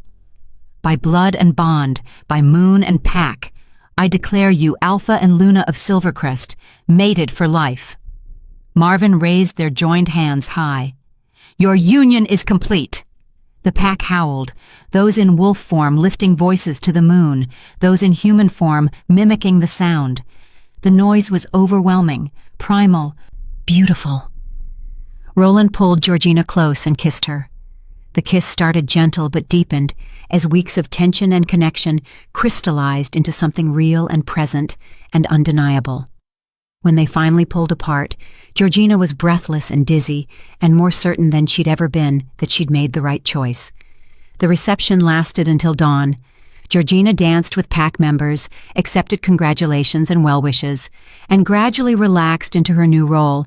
Even some of the wolves who'd been skeptical seemed willing to give her a chance now that the mating was official. Near midnight, Tanya Tanner approached. Georgina tensed, expecting confrontation. "Luna," Tanya said formally, her face carefully neutral. "I wanted to apologize for my behavior during and after the challenge. I was cruel." "And you didn't deserve it." Georgina studied her carefully. The apology seemed genuine but pained. Tanya forcing herself to do the right thing rather than wanting to. "Thank you," Georgina said. "Apology accepted." "I still don't understand why you won," Tanya continued. "I'm stronger, faster, more dominant. By every traditional measure, I should be Luna." "Maybe," Georgina agreed. "But the challenge didn't test traditional measures. It tested what happens when traditional advantages don't apply, when you can't just overpower the problem." Tanya's jaw tightened. "I didn't come here to debate challenge methodology." "Then why did you come?" "Because Roland made it clear that disrespecting the Luna means exile from Packlands." Tanya's eyes flashed with barely suppressed anger. "So I'm doing what's necessary to maintain my position. But don't mistake necessity for genuine acceptance." At least she was honest. "Fair enough. You don't have to like me, Tanya. You just have to respect the position. Can you do that?" "I can," Tanya said through clenched teeth, "for the pack's sake." "Then we understand each other." Georgina extended her hand. "To professional civility, if not friendship." Tanya stared at the offered hand for a long moment before shaking it briefly. Professional civility. Nothing more. After Tanya left, Roland appeared at Georgina's elbow. That was well handled. "She hates me. Completely. But she'll follow pack law, which is what matters." Roland wrapped an arm around her waist. "You can't win everyone over, Gina. Some wolves will never accept you. The best you can do is earn their respect through consistent leadership." "Is that enough?" "It has to be, because the alternative, trying to please everyone, means standing for nothing." He kissed her temple. "Come on, the sun's rising and we have a honeymoon to start." "Honeymoon?" 3 days, just us, at the cabin on the northern ridge. No pack business, no political maneuvering, just time to be Roland and Gina instead of Alpha and Luna. He grinned. "I cleared it with Gloria. Everything's covered." The cabin was small but comfortable, nestled among pines with a view of distant mountains. For 3 days, Georgina and Roland existed outside the weight of leadership, cooking together, hiking the trails, talking for hours about everything and nothing. On their final evening, they sat on the cabin's porch watching the sunset. "Can I tell you something?" Georgina said quietly. "Always. I'm starting to fall in love with you. Actually love you. Not just appreciate you or respect you. Love you." She looked down at her hands. "That terrifies me." "Why?" "Because loving you means I have something to lose, and I've spent my whole life expecting loss. It's almost easier to stay numb." Roland pulled her close. "Loving someone always means risking loss. That's what makes it meaningful. But Gina, the alternative, living safe but alone, that's not really living. It's just surviving. I'm good at surviving. I know. But maybe it's time to try thriving instead." He tilted her face up to meet his eyes. "I'm falling in love with you too, have been since before the challenge. And yes, it's terrifying. But it's also the best thing that's ever happened to me." Georgina kissed him, pouring weeks of emotion into the connection, gratitude and hope, and the beginning of love she'd never expected to feel. When they returned to Packlands Sunday evening, reality crashed back immediately. Gloria had a stack of urgent matters waiting. The council wanted meetings. Diplomatic issues required attention. But something had shifted during those 3 days away. Georgina faced the work not with dread, but with purpose. She wasn't just surviving anymore. She was building something, a partnership, a leadership style, a life that felt authentic rather than imposed. 6 months later, winter had passed and spring brought new growth to Silvercrest territory. Georgina stood in her office reviewing reports when Patricia burst through the door, excitement radiating from her. "You need to see this!" Patricia thrust a document at her.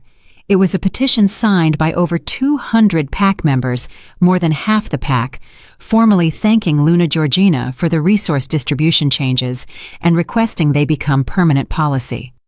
"The Omega families wanted you to know," Patricia said. "The changes you made? They mattered. Children who would have gone hungry were fed. Elderly wolves who would have struggled received help. You made a real difference." Tears pricked Georgina's eyes. "I just did what seemed right." "Which is exactly why you're the right Luna." Patricia hugged her. "You stayed true to yourself. You didn't become what they expected. You made them adjust to what you are." That evening, Georgina shared the petition with Roland. He read it with a smile. "Told you. People respond to authentic leadership." "I couldn't have done it without you," Georgina said. "The strategy, the political guidance, the constant support. We're partners. That's how this works." Roland set down the petition. "Actually, I wanted to discuss something with you. The Moonridge Pack Alpha asked if we'd be interested in a joint resource program, sharing hunting territories and winter supplies between packs." "That's unprecedented." "Exactly. But he said his Luna heard about our distribution changes and was impressed. Wants to implement something similar." Roland's expression was proud. "Your ideas are spreading beyond our pack, Gina. You're starting to change how packs think about leadership." The thought was overwhelming, and exciting, and terrifying, and perfect.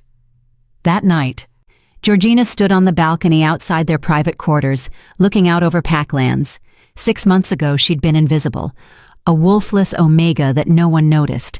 Now she was Luna, implementing changes, building partnerships, leading a pack. She still wasn't a wolf, still couldn't shift, still had to work twice as hard as others to earn respect. But she'd discovered something more valuable than a wolf. She'd found her voice, her purpose, her power. Roland joined her, wrapping arms around her from behind. "What are you thinking about?" "How impossible this would have seemed a year ago. How I almost didn't enter the challenge because I was sure I'd fail." "What made you change your mind?" Georgina thought back to that night in the forest, to Roland's words that had sparked something in her. "You told me to decide for myself. Not based on what others expected or what my sister did or what seemed safe. For myself." She turned in his arms to face him. "That was the first time anyone suggested my wants mattered. My choice mattered. I mattered." "You always mattered," Roland said softly. "The pack just couldn't see it yet. Maybe, or maybe I had to believe I mattered before anyone else could see it." Georgina smiled. "Either way, thank you. For the challenge, for the chance, for seeing me when I was invisible. Thank you for becoming Luna when you could have stayed safe." Roland kissed her forehead. "You've made this pack better, made me better, made everything better just by being exactly who you are." They stood together under the stars, Alpha and Luna, mates and partners.